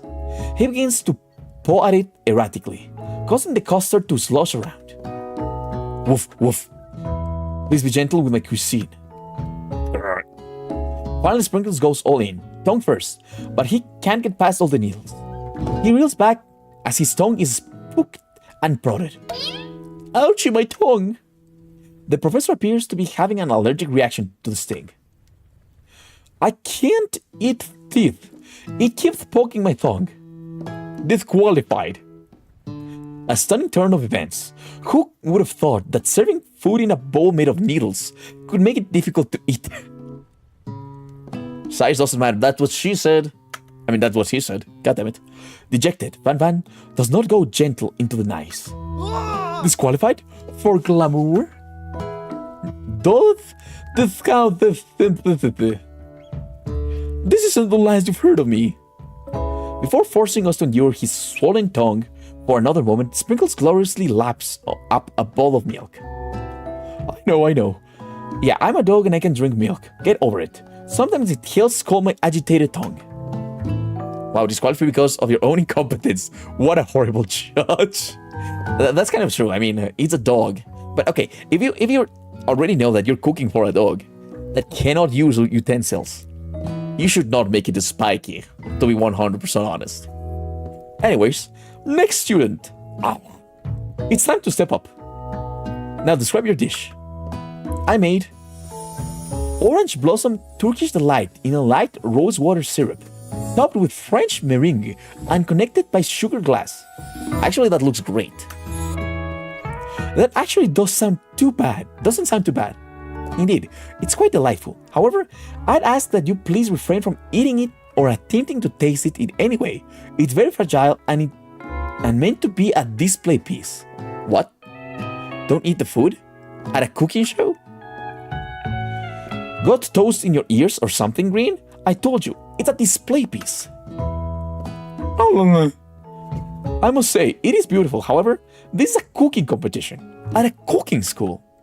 Yeah, which is why I cooked it, and did an extremely good job at cooking it too. I didn't realize that we were having an eating exam. If I wanted to be judged on eating, I'd go to a college of eating, school for the hungry. Oh, isn't cheese deadly for frogs? For dogs? Wow, why did I read frogs? I think cheese and chocolate. No, chocolate. Chocolate is deadly for dogs. I suppose you could smell it if you absolutely insisted.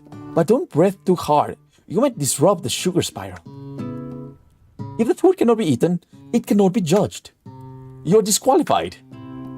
Rage overtakes Ashley, and she finally cannot keep her two-faced routine up. You wouldn't know high-end cuisine if it cooked to you. And with that, Anna storms off to rededicate herself to being the best, but this time without being shackled by trying to be fake and nice and liked by everyone. This isn't the last you've heard of me, either. If this class gets much smaller, I'll be teaching myself. You and Colonel Sanders, the final cooks, step up together. Two chefs? What began as a bowl of delicious mac and cheese has become something else. He examines it closely, sniffing and eyeing the bowl. Oh, I don't have a good feeling about this. From somewhere in the room, a literal drum roll plays. Just when I thought I've seen everything in this kitchen, you give me this thing, and completely blow me away. In my 49 dog years of life, I have never tasted anything so delicious and perfectly balanced. Now I want to go and eat fucking KFC. It's so delicious, in fact, that everyone passes the class. Wow. That's kind of dumb. You pass, and you pass, and you get a pass. Everyone gathers around and partakes of the mac and cheese bowl. They all seem to transcend this reality into another dimension. You win. Together you and Colonel Sanders have made a new menu item. The new menu item is so impressive, even the Van and are drawn back in by its magnificent fragrance. When they gaze upon your mac and cheese bowl, they admit that you are indeed an excellent chef. Sprinkles declares that you have passed. Everyone has passed. There were supposed to be more battles, but come on, how could they be better than this one? Now that the school year is complete and everyone has graduated, the students return for one last assignment. Together groove on. The cafeteria has been completely redecorated in order to serve as the site of the school's graduation dance. Wow. Compared to the massive high-tech cooking arena, the humble decor seems downright cute and cozy. DJ Dog's on the house! Oh. You knew that Sprinkles was a master chef, but also world-renowned turntablists? Who says you can't teach an old dog new tricks? Okay, I don't like how he needs more clothes. I think she's fine. She's actually very fine. He needs more clothes. That's not fine. That's not fine. Van the man, fuck. He looks like a fucking porn star. Get out of here. Van tell everyone that they've committed themselves to righting the wrongs they did while they were the villains. She's great. I can see Van Van's D. I mean, he's like Kendall, okay? Question, is this more or less dumb than the meme night? I think this is less dumb. No, more, I don't know. I think it's more dumb, but less horny. Yeah, he has no bulge. So sad. I'm way sad, no. So good for us. For a moment, you actually believe them. Not another haunting. No ghosts allowed at graduation. It's clearly written in the school bylaws. I was never actually a ghost. It was all a trick to get you to finally notice me. Oh, amusing. And now that everyone's together, it's the spork monster. He has totally mellowed out. Everyone, the spork monster is no more. From here on out, I prefer that everyone refer to me by my new name, the party monster. Student, I love how he's called just a student. Oh, what? Oh no, we lost. We lost. Can we go back? God damn it. Okay, well, we lost the spork monster and the student. Well, they were not that important. Maybe things didn't work out for Miriam romantically, but she found a love in her cooking. And, you know, she's gonna do great. A red carpet rolls out across the floor of the ballroom. It's like a Hollywood movie premiere. Who could command such an entrance? It's Pops. He arrived late to the dance, but apparently for good reason. Walking the carpet, you see perched atop his dirty chef's hat. A crown? Welcome back, Pops. I know you weren't able to complete the final exam and accept your diploma, though we had it mailed directly to your father. We figured it was the least we could do for the school's dean. Oh, now I get it. And we get a new wing on the school. Not to mention the honor of educating the son of the Chancellor of such and such. The music at the dance is interrupted by the sound of a sparkling and electrical hissing. It's Clank, who has arrived late to the dance. Now that I have graduated, I can reveal my truth. Wow, he's still doing the talking thing.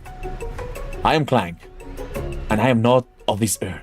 I'm actually from a faraway planet in another dimension. What? What? I actually feel like I knew it this whole time. Now that I have learned the ways of your kind, I must return. Miriam, will you come with me? I don't know what to say. Besides, no, obviously. I have just begun to learn who I really am. This isn't the time for me to devote my life to figuring out who you are, Clank. You're blown away by Miriam's maturity.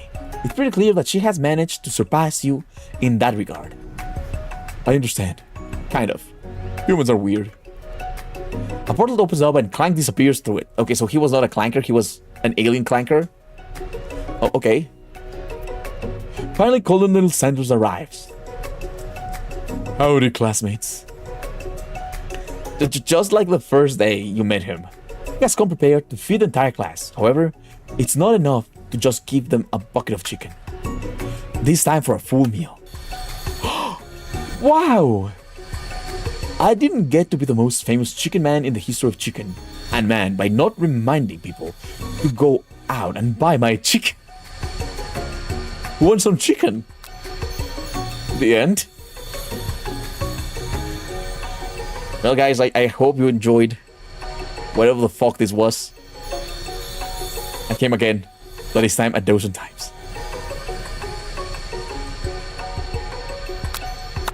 Oh, okay. No, it's not the end. What? As everyone feasts on their delicious chicken dinner, Colonel Sanders finds you sitting at the edge of the dance floor. Green, what are you doing sitting alone? Oh, you know, just waiting for the right person to ask me to dance. I wonder, might you tell me, what are the qualities that you would expect to find in such a lucky person? Off the top of my head, oh, I don't know, a spicy musk. We have to go back to the musk. Guys, we have to go back to the musk. We like that spicy musk, like, oh, spicy musk, very tasty. A tidy goatee, and a degree from the University of Cooking School, Academy of Learning, just to name a few. It truly is my lucky day. If someone interrupts us again, I will fucking distort. Would you dance with me? Yes, I would love to. As you glide across the dance floor, hand in hand with Colonel Sanders, the future stretches out in front of you. And once my 100th franchise is up and running, I'll be ready to take a day off, and I'll be so glad to spend it together with you, Green. How sweet. We'll work together and play together. Oh my god, KFC, please, please, if you watch this stream, send me some chicken.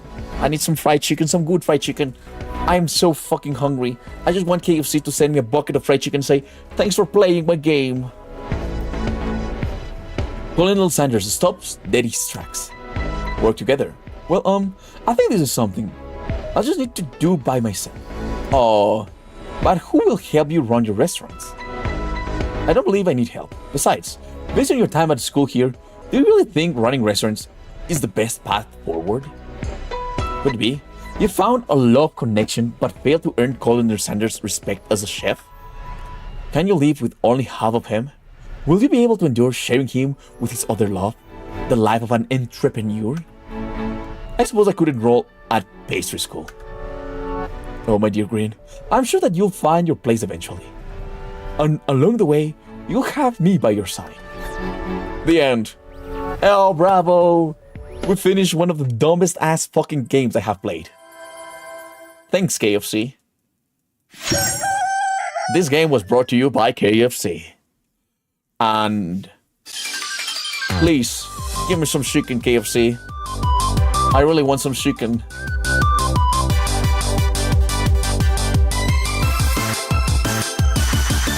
No. What? We're 100% honest. I am so fucking hungry now. Well, we didn't fall. The animation of the intro is so fucking over the top.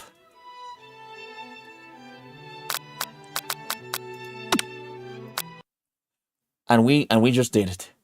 We just won Colonel Sanders' heart. But well, we are a trash chef, sadly, apparently. Please. Nobody's fucking anyone in this stream. And that was it for today, guys. I hope you enjoyed it. Let me go back. I really hope you enjoyed the stream.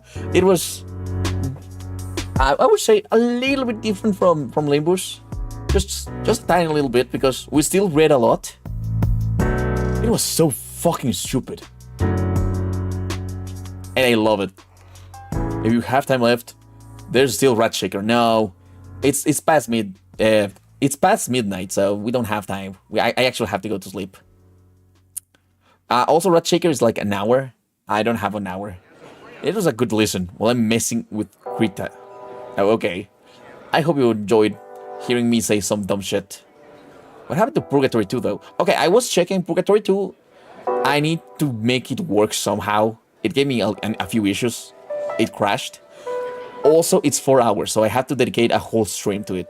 And I promised Shrimp that I was going today to play the demo today, so I didn't have enough time. Bye-bye, Cantrella. You go and update Limbus. But yeah, we will be playing that later. I won't leave that unanswered. But yeah, for now, I think it's a good time to say good night. Oh, thanks, yeah. Guys, if you're watching this, leave a like. It really helps the stream. Anybody, don't leave before giving a like. Good night, cats. And also subscribe. Subscribing helps. We're finally past 1800. I want to end the year with, listen to me, 2,000 subscribers. That would be great. That would be absolute peak. So, guys, subscribe. Tell your friends to subscribe. Don't tell your family to subscribe. No, don't bring family, because this is a kind of a weird stream. But tell your friends. And I'll see you next time. Oh, and I won't say that, Captain Ishmael. But you know what? If you don't subscribe and like, you will have to drink Captain Ishmael Lunchables broth. Lunchables broth with lead in it. Anyways, good night, guys. It's something. It's something. You have to talk with Captain Ishmael. Yeah, apparently you can boil Lunchables and make a broth. Sounds absolutely disgusting. I don't know. Send the recipe in the chat. I mean, how's it called? In the Discord. Oh, right, guys. Also join the Discord. The link is in the description or down below if you're in Twitch. Anyways, good night. Sleep well. And I'm gonna go and eat something. Bye.